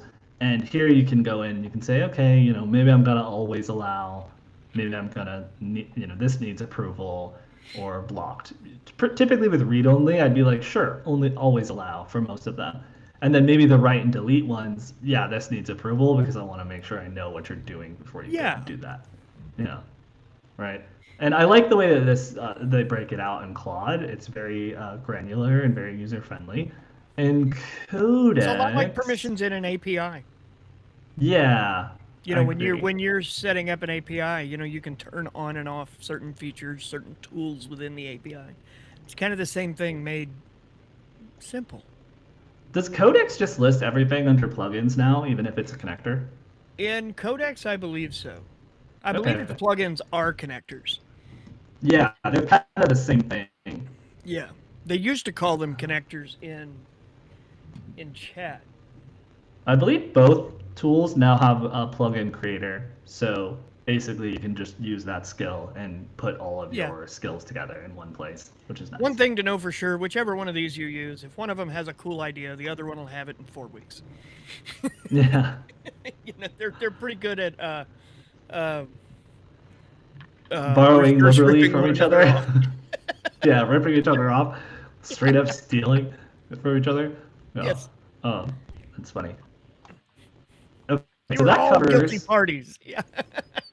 Sorry for giving the parallax here. I'm going to pull my screen down for a second. So that covers all of the basics, right? So we've got, custom GPTs, we've got projects, we've got skills, we've got agents, which we touched on very briefly. We're going to go a little more in depth on that. Plugins and connectors. So that's 6 different things. Shout out in the chat if you understand when and where you would use all 6 of those things. And if there's anything you don't don't worry, understand, yeah, ask away. We can bring them back up. We can talk you through something. We're glad to answer any questions. Whatever we can do to help you leave here today with more knowledge than you arrived with, we are down for. If not, Yep. there's much drama in the AI space this week we could always ramble about. Exactly. Well, I'm waiting for your comments to trickle in because there's a bit of a 10 to 15 second delay. I'm going to give you a simple decision tree. Okay, so we introduced some of this, but we introduced some new concepts, so we're going to add to it. So do you need a place to organize ongoing work? Use a project, right? Project folders are the place to do that. It helps you stay organized, organize your chats. They nicely get folded under the project folder, so you keep it all in one place. Do you need a reusable assistant for a role? That could be a custom GPT or a gem. It could also be a workspace agent, right? If you have access to those. Do you need a repeatable process? Use a skill. The reusable, repeatable process, if you're going to do it more than twice, it should be a skill. If you need an AI to do actions across tools, so across different projects, across different tools, you're going to use an agent for that. And if you're using Codex or you're using Cowork, you can think of Codex and Cowork as the agent. So you don't have to build separate agents for that. Of course you can, but you don't have to. You can use Codex as your base agent. You can use Cowork as your base agent, and you can work off of that. Now, we haven't talked about subagents yet, so we'll skip that one. But if you need AI connected to apps, files, or external systems, you can use connectors or MCPs. So if you need your AI to connect to Slack, if you need your AI to connect to Google Drive, if you need it to be connected to some other tool that you use, that's where you would use a connector. Do you need to package the setup to be reused? That's when you would use a plugin. Or you could use somebody else's plugin where they've already packaged it all for you. So you get access to all of these skills that somebody else took a lot of time to build, which is really a good unlock and a good way to get up and rolling with stuff very quickly. And do you need a system to keep checking, fixing, and trying again? Then that's where you would bring in what's called a loop. And we can get into that in a minute, but I want to make sure everybody understands everything that we've talked about so far before we get any more complicated. I'm dropping the little notes you had. Oh, I love it. Thank you, Corey. In here for folks, because it feels like a thing that would be good to put on a post-it at your desk. Yeah, we're dropping everything I just said directly in the chat, so you can access it. Please know the formatting is god-awful. You'll need to fix that. Just drop it into your chat bot and ask it to make a neat bullet point list for you. Or turn it into a graphic. Like you can use the image generator to do that. You could do that too, couldn't you? Matter of fact, maybe we'll make that into. I'll use my skill to make that into another graphic you can share out as well in the newsletter. There you go. Please do. I love that idea. Those would go good in AI skill of the day, maybe, or something. Yeah, we can use it. All right, so I'm going to talk about loops for a second, but do shout out in the chat. Please, nice.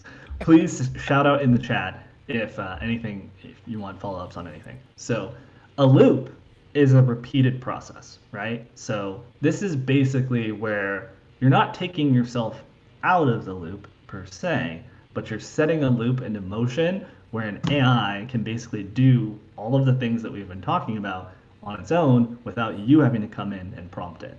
So the AI checks its state, it takes actions based on the state, it verifies whether or not those actions achieved the goal that you're trying to set out, it improves, and it tries again until it hits a stopping point.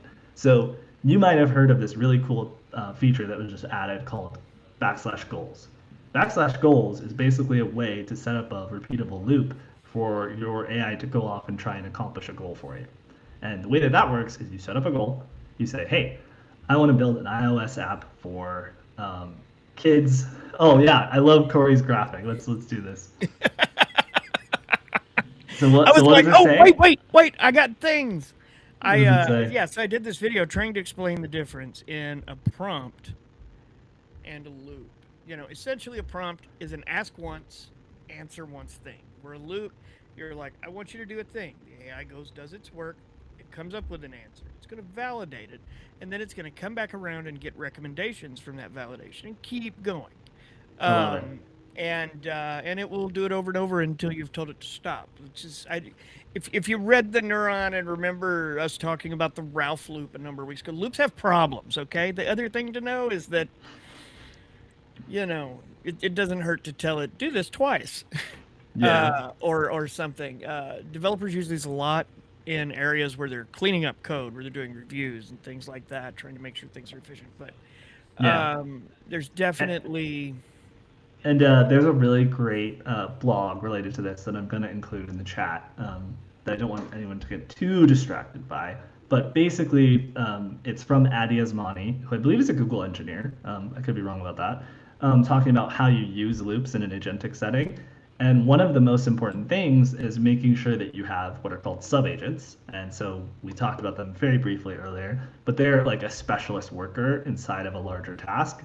And this is where you might use an agent in addition to Claude Code or to Cowork or to Codex. Basically, it's a specialist worker that goes off, and an example would be one agent maps the files, one writes the fix, one reviews the files for security holes, and then one checks it against the docs, and it's like, did it actually work? Now, a lot of these tools are getting so good that it does this automatically for you a lot of the time. But sometimes you have to still prompt it and say, hey, create subagents for this. I Sometimes have you a might series want. of product team subagents for when I build, so I that I've like got it. one Yeah. that's like a UI designer. I've got one that is like a product manager. I've got one that specializes in the user experience. And one that specializes in backend design, and between the four of those, like anytime I build anything, I can be like, run the product management suite, and it goes through each of those agents and comes back with a report that it has read, condensed, combined, and fed over to me, and then I tell it, go do that, and it goes and it just does that, which is such a sick thing that we really underappreciate. That's amazing. What Addy recommends is basically making sure that you always have at least two, which one is the one that writes it, and Uh-huh. one that's a verifier. That he's talking about it for engineers, right? In an engineering context, it'd be like, make sure that you teach the verifier how to be very critical of your code, teach it what you want it to, what good looks like, any sort of like specifics about your project that it needs to know.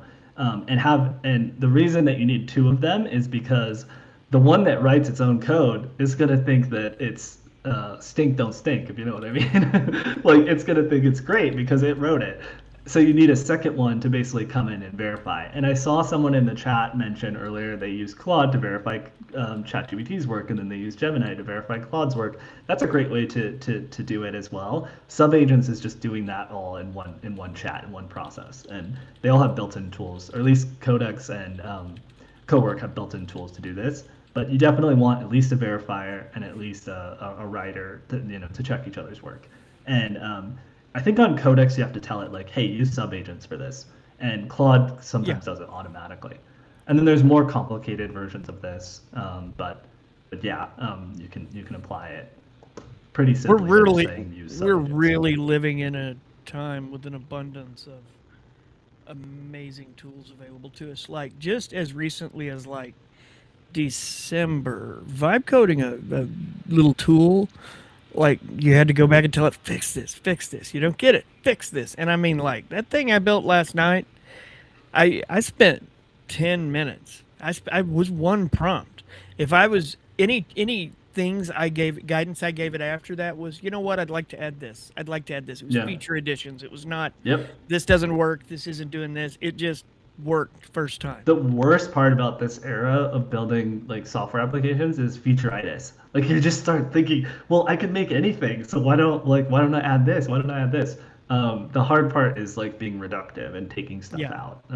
And I saw a message in the chat I want to comment on.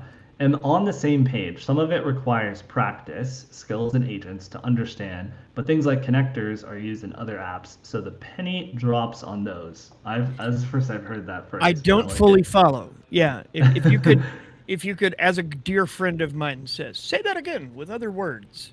Yeah, That's but I like it in principle. I like it.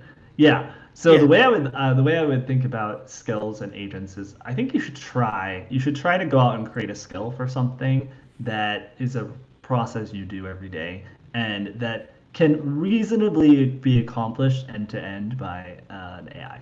So if you think, you know what, if I just give it, these constraints, this goal, these instructions, and it has to be then formatted in this way. Maybe it needs this code or that code in order to make sure that you're checking the data properly or something if it's a data task, and you can get that to a good point where that process can be turned into a skill. If you can tell it what you want and reasonably expect it to get it back, it should be a skill, and you should try yes. it like today and try and go make one because And like the instant each of us figured out skills, like Grant got them before me, and the instant there was a click moment, it was like, oh my god! And I'm running through my chat archive, and I'm like, make it a skill, make it yeah. a skill, make it a, Yeah, you get yeah, a skill, and you get a skill, and it was a one of those pivotal unlock moments with AI. That was just a feature tacked onto a model. It's not AI. It's yeah. using AI. But sometimes that is what really matters. I want to bring up this other question here because it's a really good one. Do you ever encounter runaway loops where the exit condition is never fulfilled? When I mentioned a few minutes ago that there are drawbacks to loops, that's a thing. And it'll depend on your problem. Like if you have a thing that you're like, this is gonna have to run for a long time, uh, running long is not necessarily good. In my Because there's a limited cost associated with it. Yeah, yeah, in my limited experience with them, I'm still learning my way through them. I often find myself setting like a qualifier, like do this 3 times. Do this, where like the exit is not subjective or conditional. It's very like quantitative.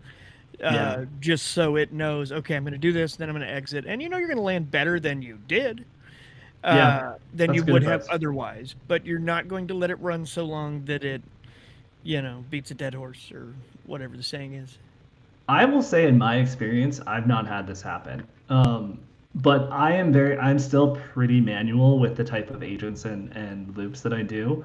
I'm pretty much restricting my loop usage, my loopage, to using goal. And, again, that's Yeah, backslash goal. I'll type it in the chat.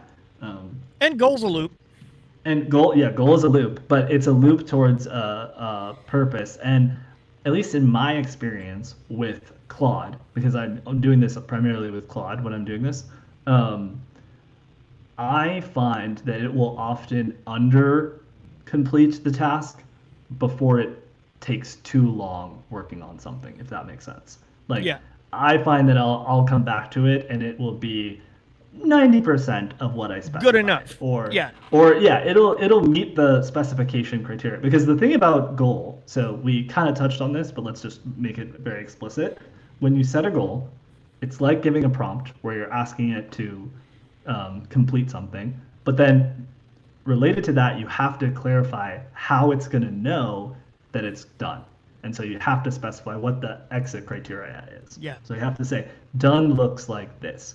And a lot yes, of times when I'm working with it, which Boris Cherny, who's the creator of Claude Code, does not do this, but I will create a plan first and I will say, done looks like this plan fully implemented end to end. yes. So this is what done looks like. If you've done this plan, Define done. Yeah, yeah, if you've done this plan, it's done, right? And that's the way that I do it.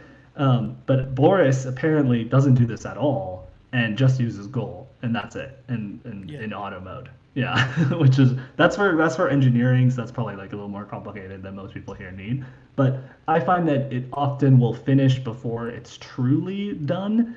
before it will spend way too long running and going off forever. But that's also, keep in mind, that is me using it on the subscription tier. That's not me using it on the API. They might be shady. They might cut off the users more in the subscription tier than they do the API tier. Yeah, So they may. perhaps if you're using it for the API, and what that means is you're paying per token, and if you're applying this in a use case where you're actually like running the agent as a product or something like that, you're gonna want to be a lot more careful about that and do something like Corey said, like where Yeah. you set like, okay, if you've done this more than 5 times, stop. Yeah, like, if you've done this more than like, 5 times, stop. yeah, We've reached the point of diminished returns. You know, yeah, if we're at 98%, don't go fighting for 100. yeah. If we're at 99.6, don't keep fighting. You're there. You won. You can also add yourself as a in the loop, and which was probably recommended to do The as a old checkpoint. human in the loop. So Yeah. you could say like after you've done this 3 times, give it to me on Slack to review or something like that. And that way you're setting the exit criteria so that it's set up. Yeah. I want to pull this up because this is such a killer point. The Let's model see can it. already pick which skill to fire once a skill exists. What it can't Correct. do is notice I keep solving the same problem by hand and tell me to make it a skill or an agent. For the love of God, somebody build this in. Anthropic, OpenAI, Gemini, Yeah. somebody build this so the others can steal it too, and put this in your tool, because that is a thing I would love to be able to be like, oh, you know what, you're right, one click. I You want know to, where what's you don't been even have to the tell it, where it's just like, hey, you've done this like 17 times, would you like a skill? And you hit sure, make a skill, and it does it. That is a thing we really need. That it be a, I mean, it's not like it's a big productivity saver, but it is just another thing to remember. Like, I ought to make this a skill sometime. And then you just move on, you forget. And then tomorrow comes and you do it again and you're like, dang it, I should have Okay, done this. so my first thought when I heard this was, oh, well, the reason they haven't done this yet is because their memory systems suck. Or at least by suck, they can't actually keep track of everything, right? Like a They're not count of perfect. things. And yeah, Yeah, yeah. They're not perfect, right? But they can search your previous chats. Now, if you're using projects, those you have to be careful with the way you set up settings because you had a realization that seemed very exciting. I'm trying something. Okay, you, Search. you do that. Let me finish my thoughts before I get distracted. If you're using projects, you have to be careful with how you set up your settings because sometimes the search will only refer to chats in that project. But let's say you don't use projects and you're going YOLO mode. Um, you could actually create your own skill that does this. You could say, hey, every time I ask you something, check to see if I've asked you for this before in my previous chats. And if I have, suggest that we turn it into a skill. And you make that the skill that automatically fires, and then it will do a search through your previous chats, and it will look and see, oh, okay, like like you've asked me for this like 3 times. Maybe you say like instead of more than once, you say like 3 times or 5 times, whatever your criteria is, and then it will automatically prompt it. And then you set that skill up so that it runs no matter what you ask. You basically just tell it like at the beginning of every chat, run this skill. And you can set that as a project instruction at the beginning of your project. And I'm sure I'm going way too fast, so we'll write this all in the blog that goes with this. Or you could just try to set it as like a global memory feature, depending on which tool you use. Someone asked, how do I delete chats and projects to make better manage my files? We could show that. Yeah, I actually had just sent an answer, but that's Oh, that's a perfect. good call. My answer was unfortunately one at a time and manually. Yeah. You, you guess you don't really want to give it ability to auto archive. I will say if you are going to switch to Codex, one of the things you could do is you can actually set up automations that run. And automations, if they run and they fire and nothing happens because the criteria wasn't met, they'll actually auto archive. So that could be one way to keep your chat messaging a little bit more under control. Is you could set like, okay, we're gonna run this thing that I ask you for every day or multiple times a day. I'm just gonna run it on the hour, and if nothing meets the criteria with which like let's say like every time I add a new row to this spreadsheet, process it, or every time I add a new file to this folder, process it. And if you haven't added a new folder, then it'll just auto archive. So that's one way you can kind of keep control of your chats, but yeah, it's manual, unfortunately. I saw another comment here. Is that meta layer coming, or is we already addressed this. Plugins and connectors are used in other apps. Google Sheets has connectors, or one makes the connection, but agents and skills are new to me. I understand the concept and the analogies. Interesting. Do you have any response to that, Corey? I missed it. I was deep. I was deep and absolutely missed the comment. Where is it? I don't see it. So it's Andre. Is this plugins and Go. connectors are used in other apps? Yeah, Google Sheets has connectors. Yeah. Agents and skills are new to me. Okay. Okay. Cool. An analogy's out, but have yet to use them. Give it a try. It's one of those things that agents feel intimidating when you first start. If you've ever used a tool like Make or any kind of like workflow automation tool, agents will be a breeze. If you haven't, expect a minor learning curve. Don't dive into the deep end. Use a tool that's made to make it easy. There are tools now that do natural language agent construction, and that's absolutely the way to go. Like, if you're experienced, maybe you use an innate or something. And I once did back in the days of yore, back in November 2025 when the world was a different place. But now I'm primarily using Workspace agents or a variety of things like that, where it's just easy to say, like, here's what I want. Do it. We got another question. Sean Deadman said, great show, Corey Grant. Can you automate the savings of project work folders to external storage resources, or did you already cover this? Boy, that would be great. I have been hanging on to this idea. And you know what? We'll just say it. We saw a thing at some point in history where there was kind of an implication that ChatGPT might at some point add a drive type solution, cloud thing. To date, that has not materialized. It's still a thing that I think is coming. It's going to put them in direct competition with all of their cloud providers, though. So it's definitely complex. You mean this? What are you doing? Are you doing? Oh, okay. This just happened today. Oh. Help organizations deploy agents more securely. Execution taking longer running work. I don't know. No, I was talking about a report you and I. No, I know what you're talking about, but I mean, like, this is interesting, and I wonder if it's related to what you were just talking about. Good question. Spans Codex for secure, customer-controlled cloud infrastructure for long-running agents across software and knowledge work. Just saying. Could be. It definitely feels like a piece of a puzzle, I would say. There are a number of things that there are a number of things that since then have looked like, oh, look, that looks like part of that. Yeah. like the fact that Codex has its own Sheets plugin and its own Docs plugin and its own Slides plugin. I mean, it definitely has the Microsoft and Google versions, but it also has ChatGPT's own of each of those. So I think related to the question, that's what it's going to take to have organized project work. Is what I should have circled back to sooner.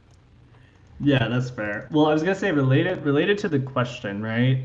You can do this. So automating the saving of project work in folders to external storage resources. So one way you could do this is you could connect your Google Drive. So I'll share my screen real fast. Share that screen. Okay, so in this case, I have the drive connected. That's not how you access them on Claude. Okay, connectors. I guess I can just ask for it. Like, can you add this to my Google Drive? And then maybe I'll just take the text of that article I just read, paste it in. And then essentially what it's going to do is it's going to find the tools. It's going to ask me for permission because I haven't set always allow yet. I'm going to be like, yeah, why not? And then in this case, it's going to then create the file on my drive. So in this case, I guess I'm technically automating the creation of work and folders to external resources. And, in theory, I could connect both tools to my drive and could then access all of my resources there. I could save all my skills to my drive, then they're all in one place. So all I have to do is just say, hey, grab this skill from my drive. In this case, it's asking me to connect, so I'm going to do something with that.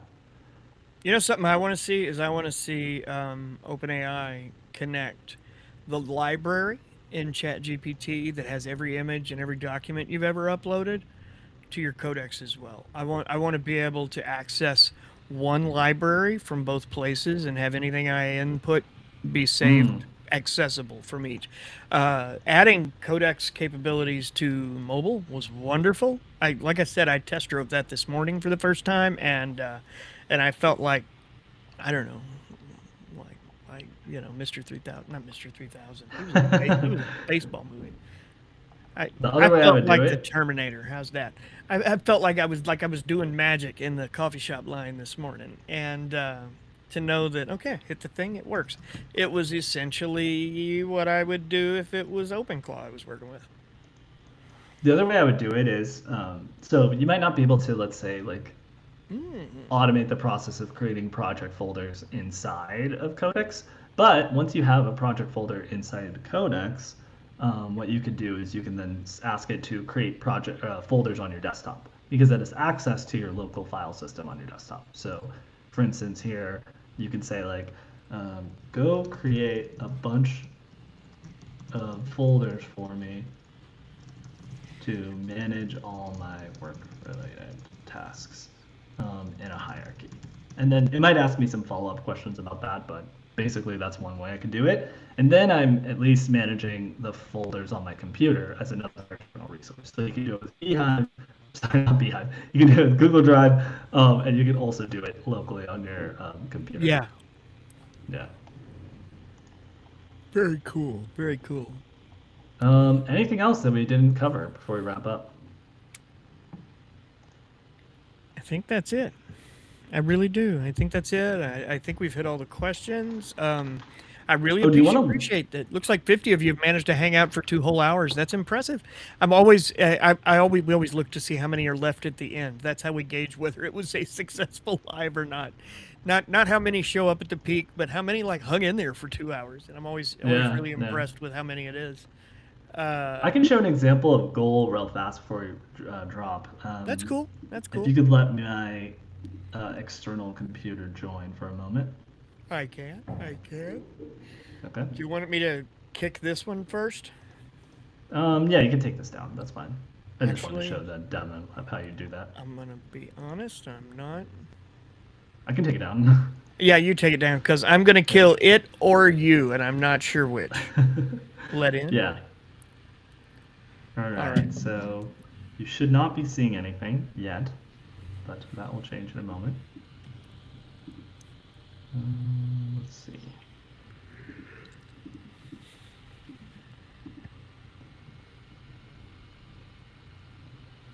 Okay, I'm gonna have.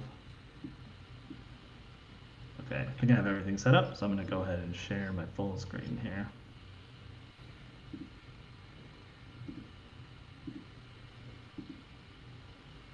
Okay. So, in this case, let me know if you can see this, because I can't see my screen. Here. I can. Okay, so I've been working with the new Fable 5. Did y'all hear about this? Maybe you read about it in the Neuron. It's like the new Claude model that was very controversial when it came out. I recorded an ugly short that Claude fans won't like yesterday. I say ugly. I was nice, but I was... But basically, I made it so you can customize a little squirrel that you make. Bushy tail, perky ears. I guess I'll use a passphrase. Well, actually, let me see if I can do it without a passphrase. Okay, no, I have to do one. 1, 2, 3. So I made basically like RuneScape for squirrels. Let me see if I can zoom. Oh, I can't zoom it in at all. But yeah, basically like so this is a little squirrel um, game, and then this is like the town, and you pick up acorns, and um, in this case, all right, I'm walking around and I'm checking out things, Subtle nod to Michael Phelps. and as you can see here, like okay, now I'm going up the stairs to the tree.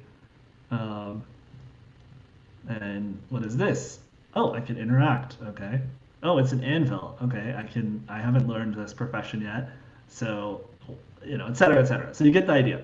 So Yeah. now what I can do is I can go to Claude Code and give me something that we want to add to this game. Literally anything. The ability to spin the screen so you can see around that tree. Give me the ability to spin the screen, and I'm going to Rotate. add and zoom in or out Yes. so I can. What was the phrase that you used? See around that tree. See around the tree and different assets, right? And I'm gonna say complete looks like what do I want to say? An end-to-end 360-degree view that I can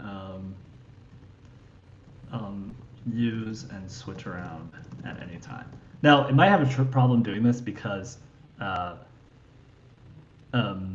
isomorphic games basically they render in a certain way, so like it's from the point of view that you're looking at. But in this case, they'll say they can switch around at any time and zoom in and out. That is usable in the game, right? And in this case, it's actually already like running something, so I'm just gonna cancel that and I'm gonna say this is the goal. So in this case, as you can see, I use \goal, and it's gonna set up the goal. It's And funny that it requires a goal.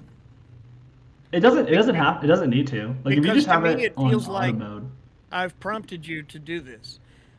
This is your goal. Like Yeah. if I hit But enter, this is your goal. goal is more about the looping process, right? Okay. Like so it's in this case it's about making sure that it like has a heartbeat and that heartbeat continues to continuously work on this until it's actually done. And you can get really specific with what complete looks like. Like I said, I usually make a full plan and say like work on this plan. In this case, this is just a feature that we're going to add to this, right? Okay. And so it's going to go off and it's going to start working on that. And we can see this will update in real time when it's actually implementing it. Now, it didn't immediately come back to me and say, hey, that's not going to work. So in theory, it's going to try and do it. And I think I'm working on, let me just make sure I'm on Fable. Yeah, I'm on Fable 5, so it should do it, right? Um, Extra. Limits be damned. well, I'm on the 200 plan on this. Well, so you'll get some decent use then, hopefully. Yeah. I see it's not going to remain on plans. No. What do you mean by that? Sorry. It's being removed from subscription plans as of, it was the 22nd, now it's the 30th. Yes, this is actually something I want to emphasize for people. Use this model now because it is never going to be this cheap to use this again. Like, if you have something that you want to create, like now is the time to do it because otherwise they're going to jack up the prices. And Did you they're see gonna make OpenAI's response this morning? What they're doing?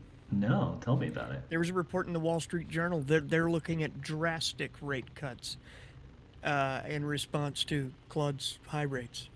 I think you know what? I think I did hear. I'm about like, that. as a consumer, I love this plan. Yeah. As a consumer who's not an accredited investor and can't buy in, I love this plan. By the way, if anyone wants to actually play this, I can make it accessible, and it's supposed to be able to host at least 100 people at a time. So I can I wanna host it play on it. Railway, and we can play it. Maybe the next time we get together. There we go. But I don't know. There was a dungeon. So the first version of this was a dungeon, and now this one is just like the village, and I don't know how to get back to the dungeon. I gotta ask it. Who's this? This is NPC. Okay, I can buy. Ooh, red berries, hazelnut paste. Interesting. Ooh, hazelnut paste. Yeah, what's up with that? Yes, and then I also want to make this so like this is like a platform, but I wanted this to be a bunch of wood bridges. So I'm gonna have to give it feedback on that and say like, hey, this kind of sucks. um, in the grand scheme of things, it doesn't. I saw someone like made a really nice Minecraft clone the other night. Oh yeah, I feel like you could pretty much clone anything with the same And to be style. fair, Minecraft is like the most clonable game of clonable games, I would think. Yeah. In a very Tetris kind of manner. Okay, so I just accepted this quest. I have no idea how to actually find out if I'm on it or not. I like it. Huh. You're Oh, you know delivering. what? I'm seeing a little purple. Maybe I should go to that purple thing on the mini map. You see that? Maybe Yeah, that's my something way you out could of here. add. You could have it add an arrow around the outside of the mini map pointing to where you're supposed to go, or a dot on the mini map for your goal Yeah. in a Oh, here we bright, go. obvious color. Oh, Okay, so now we're in the cellar, right? So, now it's a party. yeah. So I can hit spacebar to attack. So I'm gonna go. Let's see here. These spiders hurt. Yeah, zoom in would be nice. That's definitely a thing that's missing. Yeah, I can't zoom. I can't zoom into this. You're like, Let, I'm let me hitting see buttons where it's. and like things are flying, but Okay, it's continuing the camera work. It says done 360 in and view. pushed. Do you need to reload? Yeah, probably. Let's try it. Okay, Michael Phelps. Oh, what was that feedback we just had for it? Let's give it that. Uh, mark goals on the mini map, or in an obvious color, like red or flashing or something. Or I think WoW uses red with a ring around it. Fishing, flashing. It's so weird glancing at the other monitor and seeing you minutes ago. I'm gonna say goal. It would be nice. Also, the different layers of the what's it called? Tree bridges should be Oh, walkable we got nice underneath, notes. like a true bridge. Maybe add some more trees. Have you used anti gravity, and what is your experience with it? Grant, have you used anti gravity? A little bit. I haven't messed with it much, to be honest. I I have played with not it. touched it, Yeah. but I will. I should because it's a thing that's been on my list. Okay. All right. So that's set. So now let's go see if the camera work worked. So I want to three. Okay. Oh, scroll. Oh. Oh. Okay. I need another option, which is, hey, how do you log back into your squirrel once you logged out? Return to game. Yeah, We should add a return to game feature. yeah. All right, so I'll add that to this. So anyway, let me do Michael Phelps too. Okay. So now, how do we scroll to zoom? Okay. Yeah. Oh, kicked me out. Oh, Gotta go back to Michael Phelps 3. Okay. your middle name is Bowman. I didn't know that. Well, no one said that technically. Okay. Okay, so I can zoom in. Yay! All right, so now you can see the squirrel a little bit better. Nice. Oh yeah, that's helpful. He's a All fat one. right. Yeah, a little chunky guy. I like it. All right, Never so I'm trust getting a my skinny squirrel. acorns. Getting my acorns. All right. Are acorns experience points? Or are they Yeah, just acorns? yeah, I completely made that up. I would think acorns would be like you're healing yourself. Whoa, they're coming at me. Oh yeah, you got problems, bro. What is Two this? spiders and a Oh, mouse. I would stop running and like aggroing them all into the room with you. yeah. Well, I'm Lucky you trying to hit like them both. gather some stuff, but I guess I need the profession to do it. What is your weapon here? I'm just my own little claws at this point. Let's see. I'm going towards the. Leroy Jenkins. I Sorry. need to level up so I can get some experience Oh, points. now you ran into more of them. Three Yeah, more. I'm just gonna have to outrun them. He's just gonna Leroy his way right out. Yep, I just gotta have to keep going. You know, this is what squirrels do in real life. You know, they gotta. Oh, Uh oh. 10. ah! Maybe I should add like a limit to how far they can chase me. Oh Oh, no. yeah, they And have been slow coming. they also see you like from so far away, which is really frustrating. But I am getting my health back as you can see as I run Maybe away. you need light. Yeah, Okay, you're let's see if I healing can take this actually at a guy pretty out. fair clip. Ooh, I got a dagger. Okay, great. Let me try and take this dude out.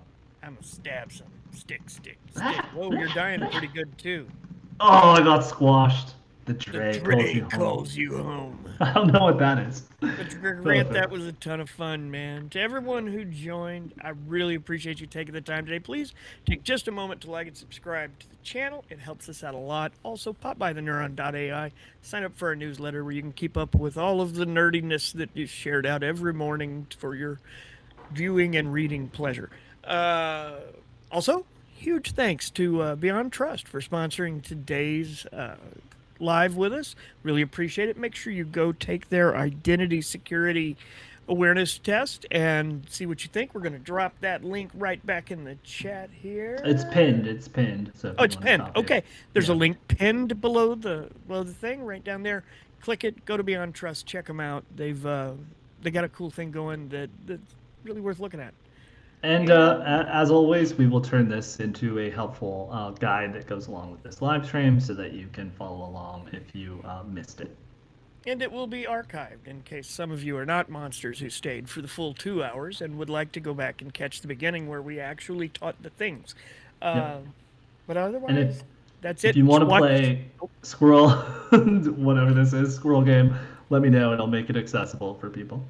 There you go. And make sure you go watch the Mustafa Suleiman interview we did that just released yesterday on the channel. It's really good. It's only like 15, 20 minutes.